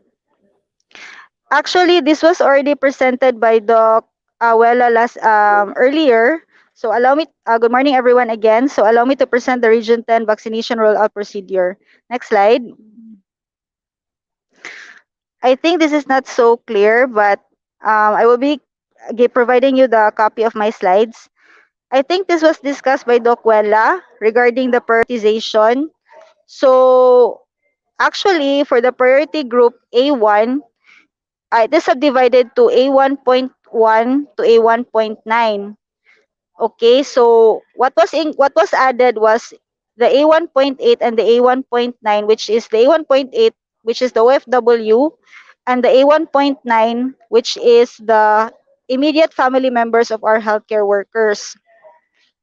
Also, in the priority group A1, majority of which are those who have worked in the hospitals, which includes those security guards, janitors, COVID-19 facilities, quarantine facilities, and also from the DSWD who give direct SAP to their to those who they intend to give the SAP, and also the embalmers. Okay, next slide. So I think it's not that clear, but I think this was already discussed by Doc Wella earlier regarding the priority group A2 and A3. So just to reiterate, there were documents that needed to be presented upon vaccination for the priority group A3. So verbal clearance is not acceptable. As mentioned earlier by Doc Wella, you need to present either a medical certificate, a prescription, hospital records, or surgical records. So if none, then you will not be vaccinated because verbal clearance is not acceptable. So anyone violating these guidelines will be subjected to proper action by the National Vaccination Operations Center. Okay, next slide. Next slide, please. Next slide, please. Next slide, please. Hello, next slide. Next slide, please. Hello, next slide, please. Backward. Okay. Okay, so can we move backward, please?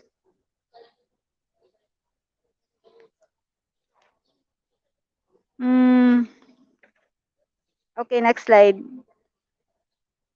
Next slide. Okay. For the July 13, 2021 A1 population, so I just would like to show you where we are now. So currently, we have a target for the A1, which is the frontline healthcare workers. We have a target of 84,733 eligible population. So far, we have achieved 97.55% of the coverage for the first dose of this A1 population. But for the second dose, we have already still at 71.84%. So this is partly due because we are supply dependent from the central office with our supply of vaccines. Okay, next slide.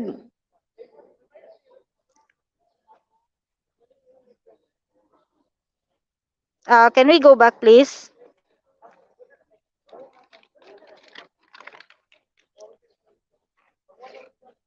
Can we go back, please? For previous slide. Next slide, please.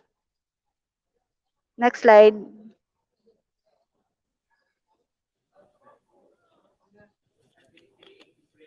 The next slide, please. Yun. Okay, next slide.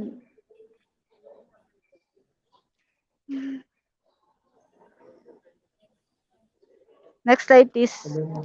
Okay, next slide.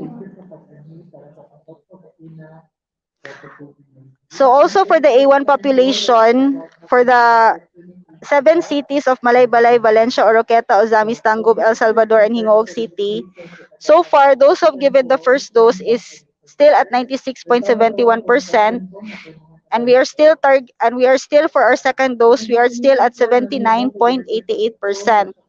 So I'm showing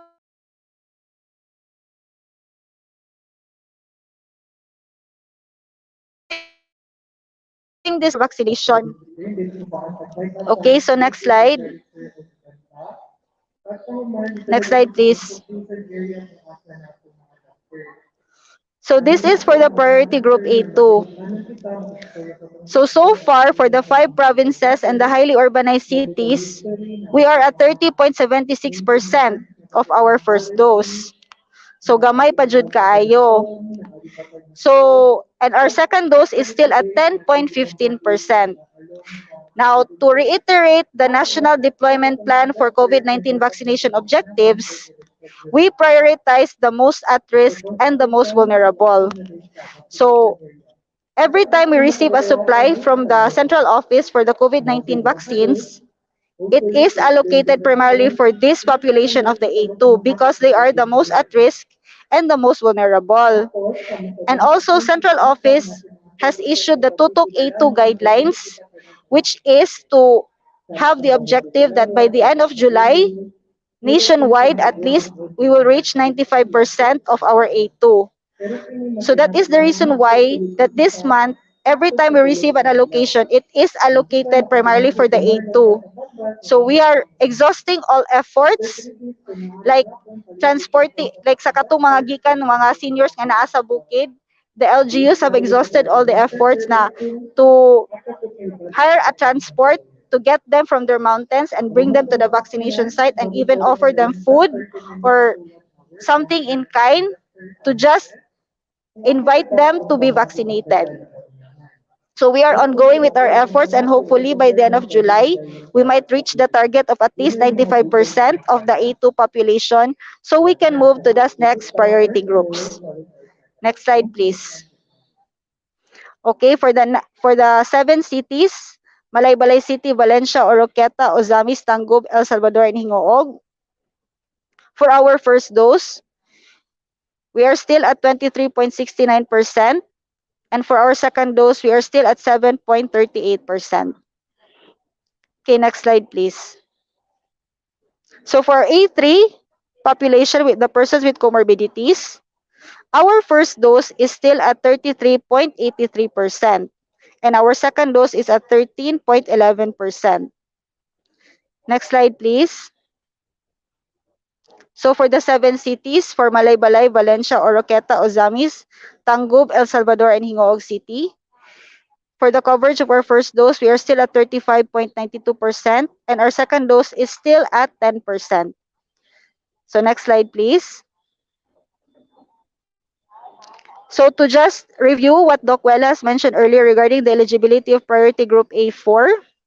So as determined, so based on DM 2021-2059, as determined by the recovery cluster and approved at the IATF EID, priority group A4 shall include workers in the private and public government sectors and the informal, including self-employed and working in the private households sector, fulfilling two main criteria: individuals who are physically reporting to the workplace, or individuals who are currently deployed or assigned to perform field work.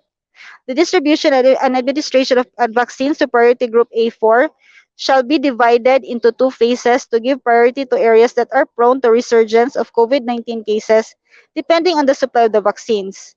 Phase 1 shall cover the deployment of vaccination for those eligible under the A4 priority group in areas within the NCR plus 8. So NCR plus 8 includes NCR, Cavite, Bulacan, Batangas, Pampanga, Cavite, Rizal, Metro Cebu, and Metro Davao, where there is noted surgence of the highest cases of COVID-19. At the same time, areas outside NCR plus 8 would have to continue deployment of vaccines among the A1 to A3 priority groups. Phase 2 shall cover those eligible under the A4 priority group in the rest of the country. Next slide, please. So I think this was mentioned already earlier, but I just want to reiterate the number 3 of this section of the guideline, that the vaccination shall proceed in accordance with the National Vaccination and Deployment Plan and shall be instituted simultaneously and non-sequentially. So pwede any sa A4.1, 4.2, 4.3. To across the A4 priority groups in the situations where there is a limited supply of COVID-19 vaccines, priority may be given to eligible priority group A4 workers within 40 to 59 years old, then to those 18 to 39 years old. Next slide, please. So this is advisory number 61, which is the rollout of the priority group A4 and A5 in areas with surgence of COVID-19 cases. Next slide, please.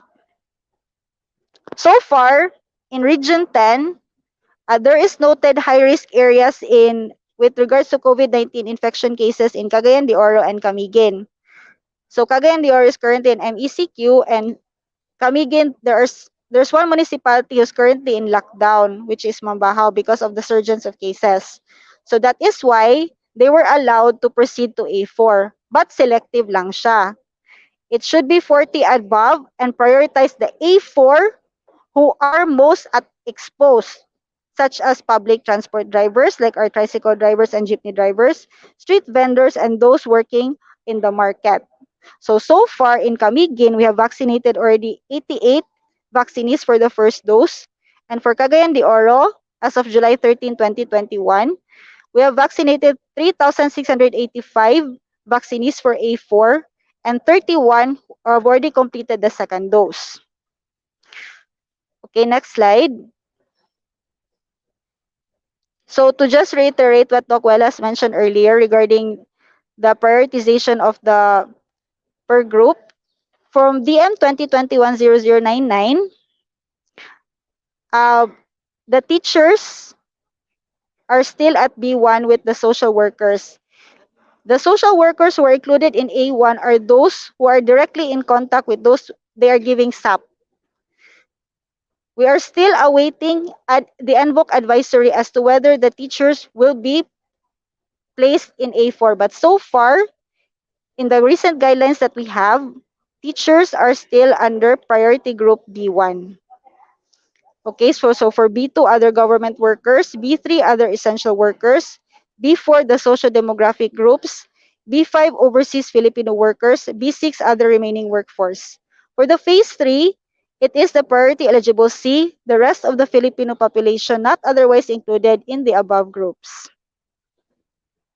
So I will be sharing this to you so you will have a copy and you can review the slides, especially on our coverage, so you would understand why we are still at the priority group A1, A2, A3, particularly in A2 because we are mandated by central office to do the tutok A2. Since they are the most at risk, we need to focus on them that at least, hopefully by the end of July, region-wide, we will reach 95% so that we can move on to the next phase. So I guess that would be all for the rollout procedure. So I hope that you have been updated with our presentation regarding the coverage and you would understand why we are still at priority group A1, A2, A3 in Region 10. Okay, so thank you everyone and good day.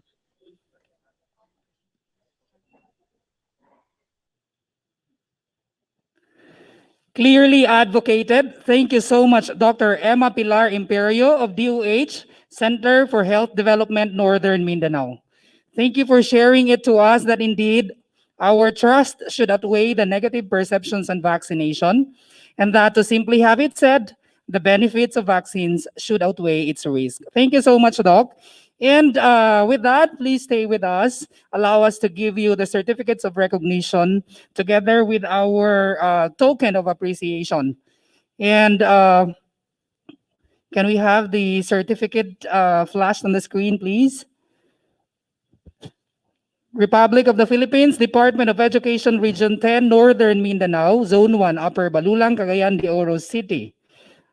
Certificate of recognition is awarded to Dr. Willa Flor G. Kingdom Brito for her valuable contribution as resource speaker during the virtual VACC2SCHOOL Town Hall meeting at DepEd Regional Office 10, Upper Balulang, Cagayan de Oro City on July 14, 2021. Presented in Cagayan de Oro City on July 14, 2021, signed Dr. Arturo B. Bayocot, CESO 3 Regional Director. The same certificate of recognition is awarded to Dr. Emma Pilar Imperio.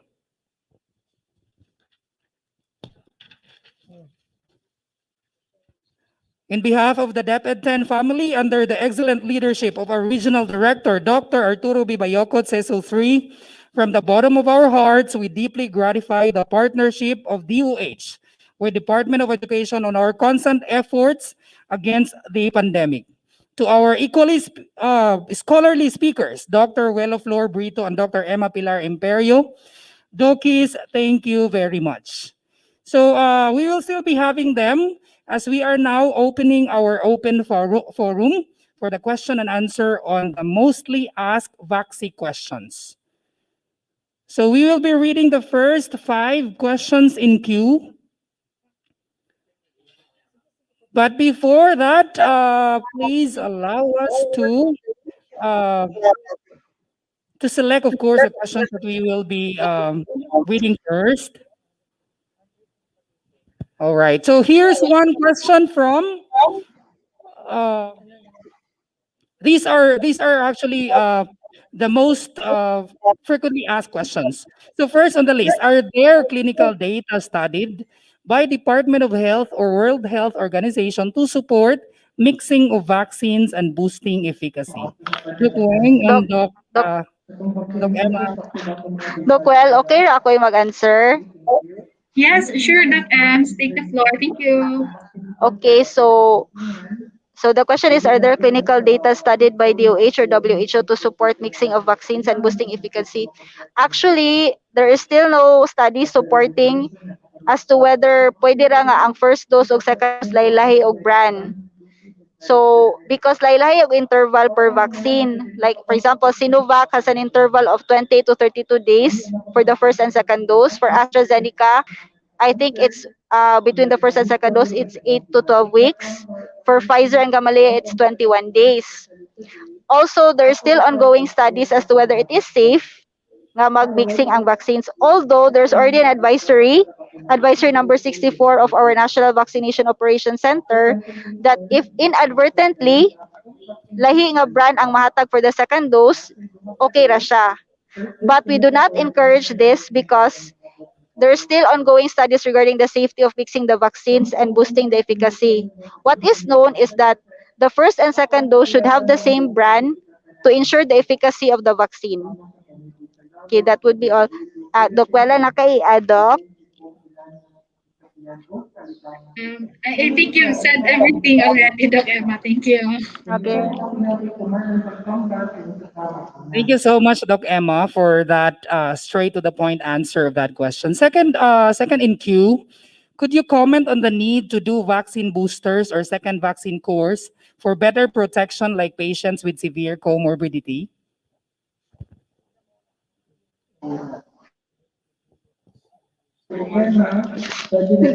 Doc, well, ikaw answer or ako? I think you know that better, Doc Ems. Sige, fine. Actually, so could you comment on the need to do, so far, there is no recommendation from WHO or CDC to do vaccine boosters or second vaccine course for better protection like patients with severe comorbidities. As of the moment, they just recommend that you complete your 2 doses so as to achieve the efficacy of the vaccine. Also, I would like to add that if in case, for example, sa Sinovac, mubiya na sa 32 days ang imong interval sa first and second dose, you can still have your second dose even it's beyond. Okay? It's just a minimum interval. Walay maximum time interval ang interval sa first o second dose sa different types of COVID-19 vaccine, whether it's Pfizer, Gamaleya, Astra, or Sinovac. Just as long as ma-complete ang 2 doses. That would be all, sir. Thank you so much, Doc Emma, again. Okay, before we go to the third question, we'd like to encourage everyone to please feel free to type in your questions in the comment box of our Facebook live stream. In this way, we will be serving the purpose of ruling out worries, apprehensions, and hesitancies on COVID-19 vaccination. So third question we have, does reduction of vaccine efficacy already established clinically for the variants of concerns, such as Alpha, Beta, Gamma, and Delta? Please update us with the latest on this, Doc.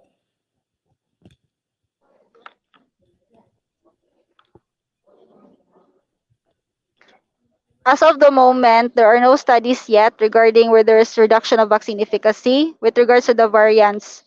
So we are encouraging everyone, especially katong sa among priority group A1, A2, A3, ongoing gid mi og kanang advocate sa ilaha nga magpabakuna because so far kanang ang kuan gid dato is the only protection that we have against any of these variants is for to be vaccinated with the 2 doses.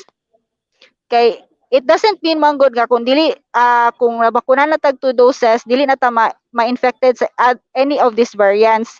But it was stated based sa studies sa WHO ug CDC that the course is less severe. So that is why sa groups karong A1, A2, A3, we're encouraging them to get vaccinated. So that in case matakdan sila, they get infected with any of these variants, less severe ang course sa ilang infection.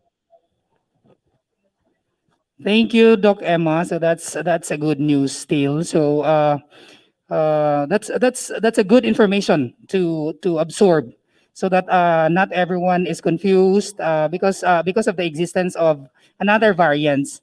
So thank you. And last question queued before we'll have it in the Facebook live stream comments. Can a teacher or worker assigned in a distant LGU opt to get vaccinated in his home residence LGU instead?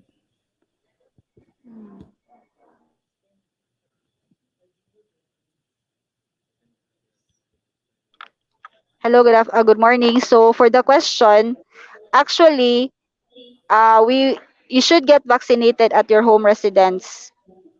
With regards sa work residence, I think there's need for coordination, but first and foremost, kung gusto gid mabakunahan dito gid dapat sa home residence. Kay dito man ang sa master listing i-base, Sir Doc. Thank you, Doc. We would just like to have it clarified so it's clear. So with that question, in layman's term, ang teacher nga na-assign sa lain nga lugar, muuli gid siya sa iyahang home residence. It's most preferable nga dito siya magpa-vaccinate, Doc. Pas preferable nga dito sa iyang home residence, but kung in kaso dili gid siya makauli, naragid dito siya sa iyang workplace, pwede man siya nga, I think, mag-coordinate ang LGU sa iyang home residence o sa iyang work, nga dito na lang siya magpabakuna sa iyang, kung asa siya gatrabaho, if in case maglisod gid siya og pauli. Oh, that's the Thank you for second that, Doc. option. Yes, because basically we had it. That's our scenario for us because we are not from Cagayan de Oro City, except for Doc Myra. Doc Ray and I are from Misamis Oriental. Doc Ray is from Salay and I'm from Lagonglong. So, but we get to be vaccinated here in Cagayan de Oro City as part of because DepEd Regional Office 10 is here in Cagayan de Oro City. So it's a matter of coordination with the LGU, the local LGU. Yes, Doc. Thanks, Doc. So we'll be reading some questions in the field.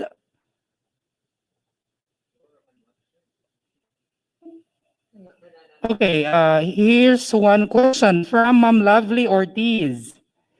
Doc, is there a high chance that teacher currently under B1 could be classified as A4, since not all teachers resides by where they are assigned and need to travel from their residence going to school?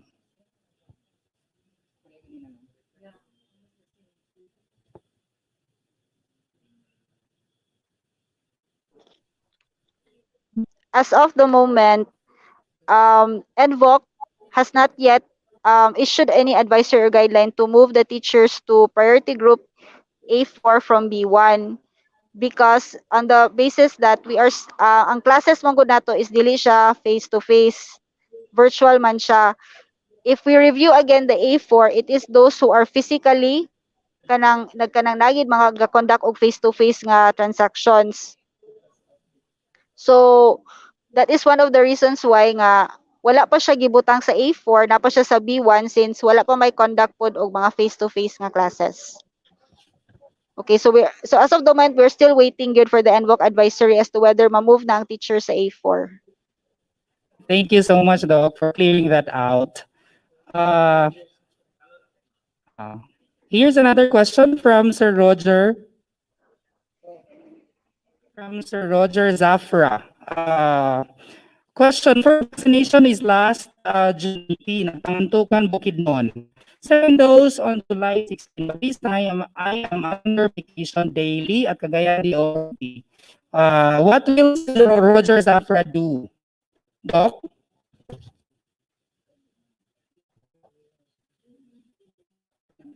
Sorry, nawala ko signal, Doc. First vaccination last June 18 at Pangantukan, Bukidnon. Second dose July 16. But this time, I am under medication daily at CDO.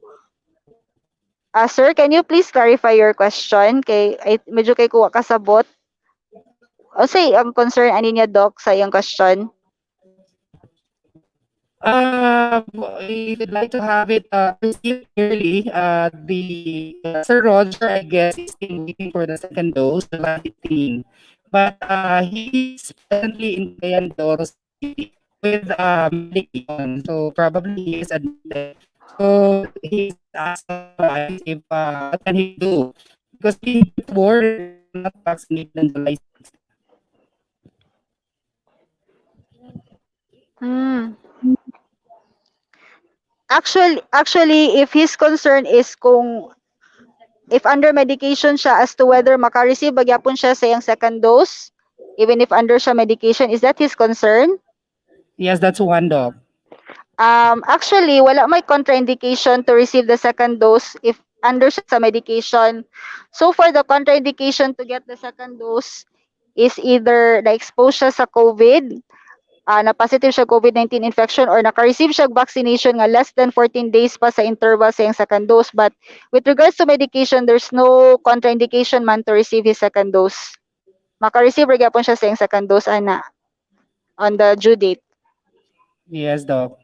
So it must be clarified, Doc, that he really must have to go home where he was given the first dose in Bukidnon. Yeah. Oh, yes, sir. Yes, Okay. sir. Thank you, Doc Emma, for that clarification. So before we'll read the next question, I have this in mind, Doc. I'd like really to ask, because basically, if you'd like to ask, the DepEd employees in the entire Philippines is one-third of the government employees in the country. So having these population convinced for vaccination means a lot because DepEd teachers and personnel are educators, great educators who could convince others to do so. So that DepEd would help to Department of Health because we should be aiming for one goal, and that's for herd immunity. My question is, there had been information about issues on vaccine causing sterility or as a means to control overpopulation. So from your end, because from Department of Health, how do we scientifically address this so that this will be ruled out and that people will not get confused, that this is not a venue for controlling overpopulation? Thank you, Doc. So far, sir, with regards to the COVID-19 vaccine, there's been no reports. There has been no reports or studies that this could cause sterility. Are you referring to the COVID-19 vaccine with regards to sterility? Ay kanang kapag control sa population? Yes, yes, Doc. Doc, actually, Doc, based on studies, the most common side effect for COVID-19 vaccine is usually just the pain on the injection site. The other adverse reactions is allergies. So that is why during sa screening, mangutana jud mi kung naba kay severe allergies. Kaya of course, i-defer ka na mo. Kay some would go to anaphylactic shock, especially kung allergic sila sa mga vaccine components. But so far sa studies, sir, walay studies good na it can cause sterility or that it has the intention to control the population. Its intention is it's safe and effective to achieve the herd immunity that we need to ensure that hopefully by 2023, which is the estimate na maka-achieve the herd immunity sa ato ang against COVID-19 infection, ma-achieve unta nato na to stop the COVID-19 infection spread. But so far, sir, there are no studies good regarding that it could cause sterility. Thank you so much, Doc, for clearing it out. So here's one more question. Question from Ma'am Laarni Subelbero. Doc, I am a newly operated by gallbladder removal. How many months can I be vaccinated? Actually, pwede na siya ma-vaccinated karon kung gusto siya because it's not a contraindication nga if you have been just bakular ka na operahan, just as long as after ka na operahan ka nang wala ka gilantan, wala ka giubo, you can be vaccinated. Okay, it's not a contraindication for vaccination. Thank you, Doc. So that's clear. So for the concern of Ma'am Laarni, ma'am, you can be vaccinated. So it's not a contraindication. Do we have some more questions in the field?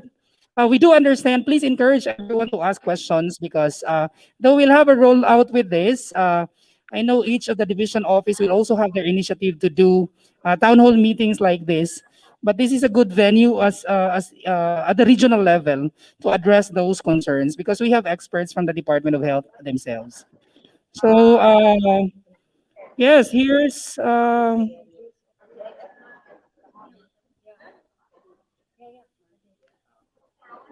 question from Doc Marjo Fulgencio of the Division of Malaybalay City. Yes, Doc, there's no face-to-face yet, but the teachers are commuting daily. Can we not consider them as high risk? Actually, dili lang bayabod ang teachers ang commute daily. Other professions are also commuting daily with their work. So, ang reason is that kanang ang gibasihan gid sir sa priority group A4 is katuging currently kanang ongoing gid sa ilang pag face to face.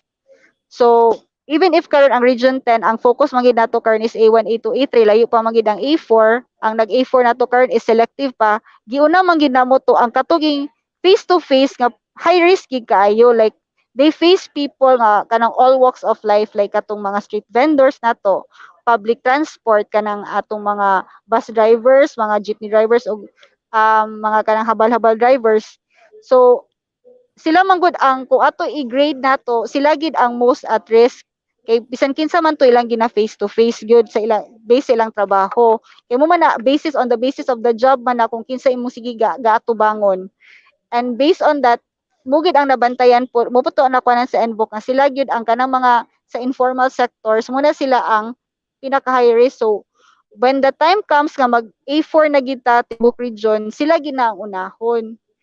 But still, we're still waiting yun kung whether ma-push ba ang teacher sa A4 because as of the moment, ang basis nga wa pa sila gibutang sa A4 is because ang sa ilang trabaho man karon it's not face to face nga long hours. Ang ilang bayang kwan sa base sa trabaho nila it's virtual. So less gid kay ang exposure. So that is why wala pa sila gibutang sa A4, dito pa sila gibutang sa B1.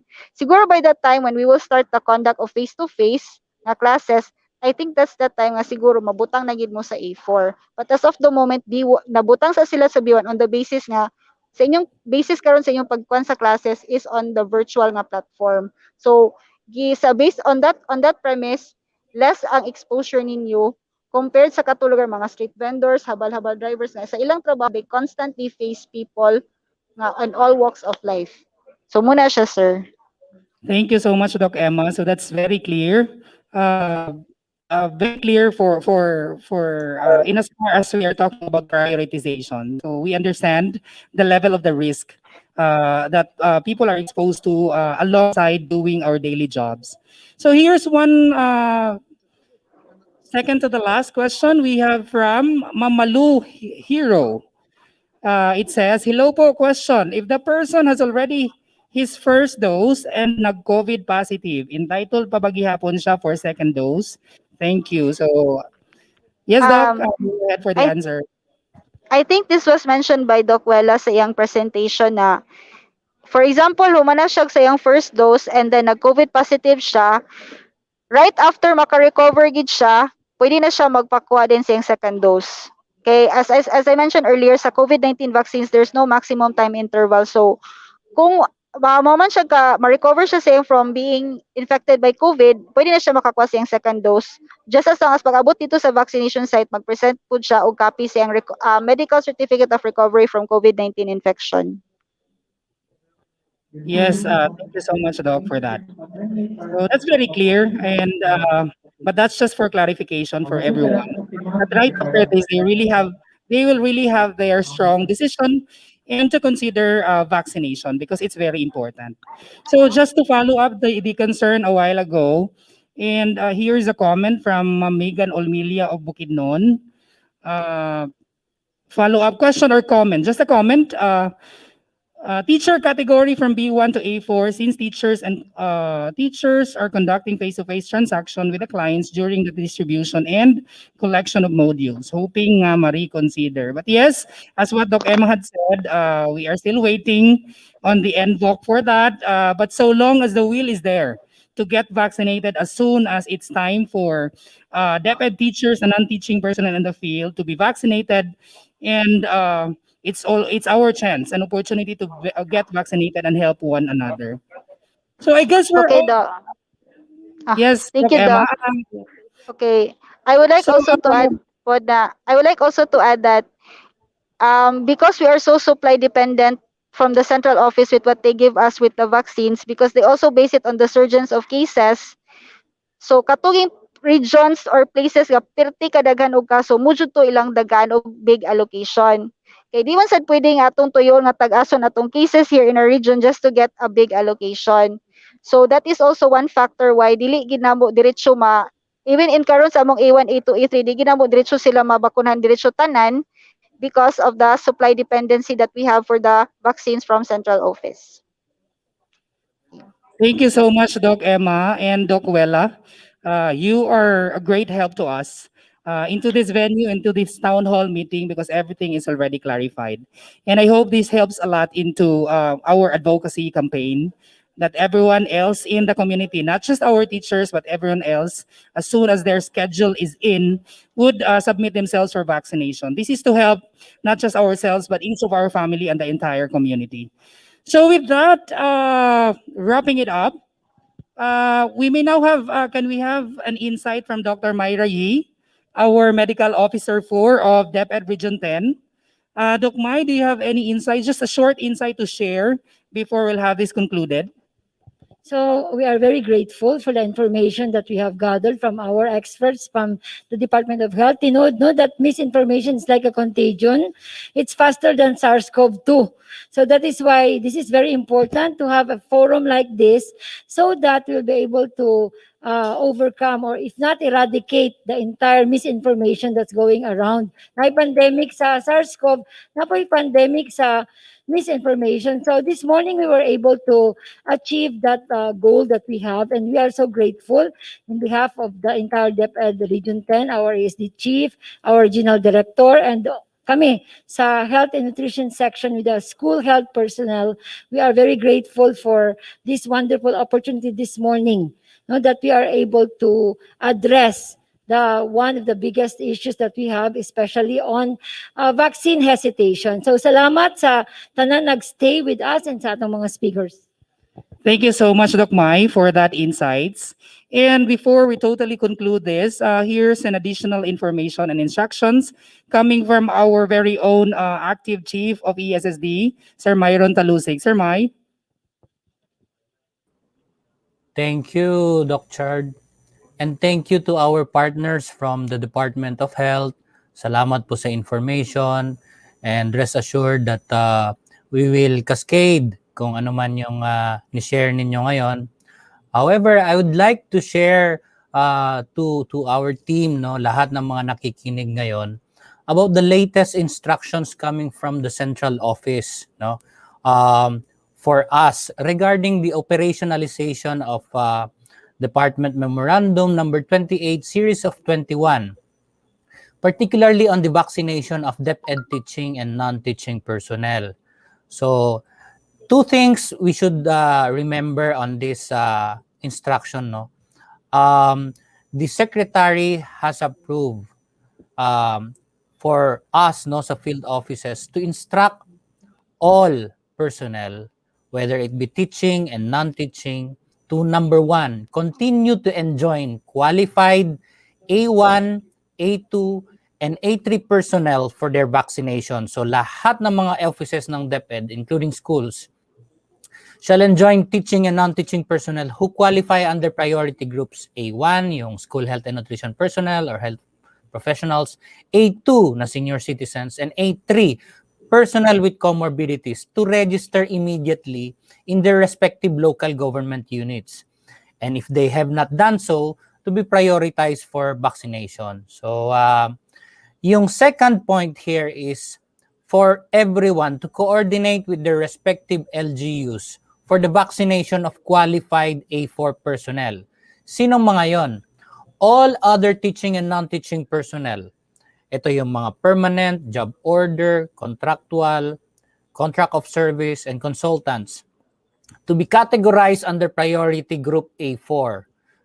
Their vaccination shall be facilitated by the regional offices for the regional personnel and the schools division offices for SDO and school-based personnel through arrangements with their respective LGUs that have jurisdiction over the offices and schools concerned. For this one, we'd be looking for good practices na ginagawa ng mga SDOs natin in coordinating their personnel, both from the office mismo or yung mga school-based personnel, in coordinating with their respective local government units. So this is the latest instruction from the Office of the Secretary, and we hope that each and every one of us would coordinate with their respective schools division office for its implementation. So yun lang po for now para sa clarification regarding sa classification and registration ng mga teaching and non-teaching personnel of DepEd. Back to you, Sir Chard. Thank you so much, Sir Mai. So that's Sir Myron Talusig, our OIC ESSD Chief of the Regional Office. So that's final instructions and insights being shared. And please take note for that. Wrapping it up, we all have learned the basics, the most common concerns on COVID-19 vaccination, and the benefits it would give to each one of us and the entire community in general. We dare to say then that get vaccinated, be vaccinated, and let us all help attain herd immunity, and together we will be protected. Quoted from that of the famous Charles Darwin, it is not the strongest of the species that survives, nor the most intelligent that survives. It is the one that is most adaptable to change. Yet this is change. This is a new normal. And in this new normal, we get to be protected. We need to be assertive and we need to take our own helpful act. Be vaccinated. Let us also care for one another. And finally, we say thank you to the following for making this Back to School Town Hall meeting possible. To our very own DepEd 10 Regional Director, Dr. Arturo B. Bayocot, CESO 3. Assistant Regional Director, Dr. Victor G. De Gracia Jr., who is still on official leave. OIC Assistant Regional Director, Attorney Shirley O. Chato. OIC ESSD Chief, Myron Hill Talusig.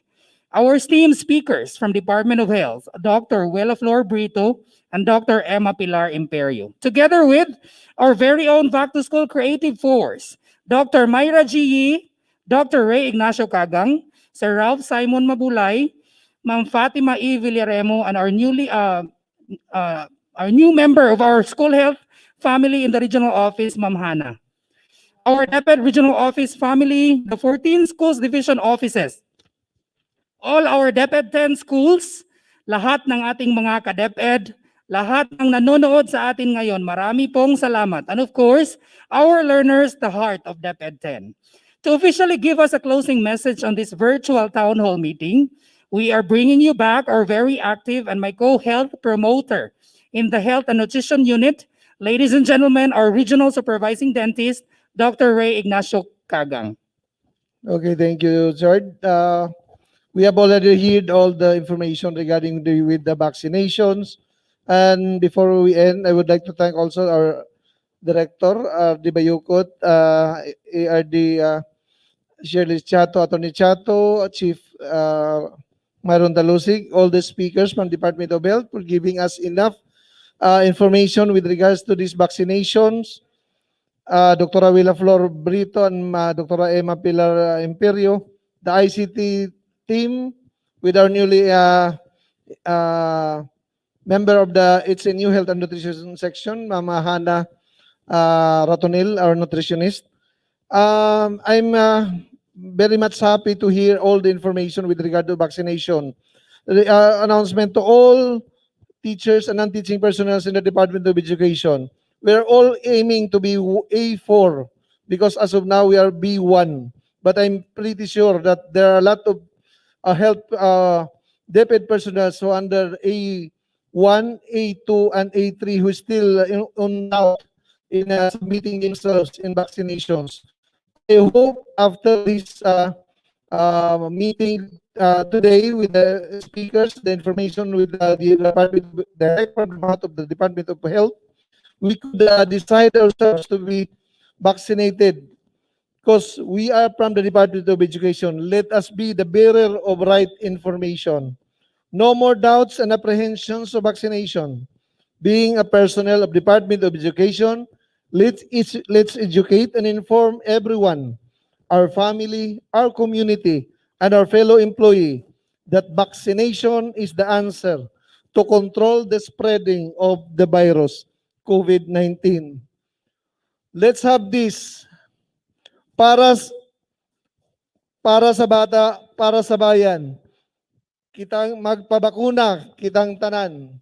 Para sa bata, para sa bayan, magpabakuna, kitang tanan. Para sa bata, para sa bayan, magpabakuna, kitang tanan. And thank you and good morning everyone. God bless. And this officially ends our meeting for today. Once again, this is Richard Goro Dragon, aka Chard, your DepEd 10 nurse, reminding you all that let us all protect ourselves, our family, our schools, and our community. Until next time, this is Back to School, ligtas na bakuna para sa balik eskwela.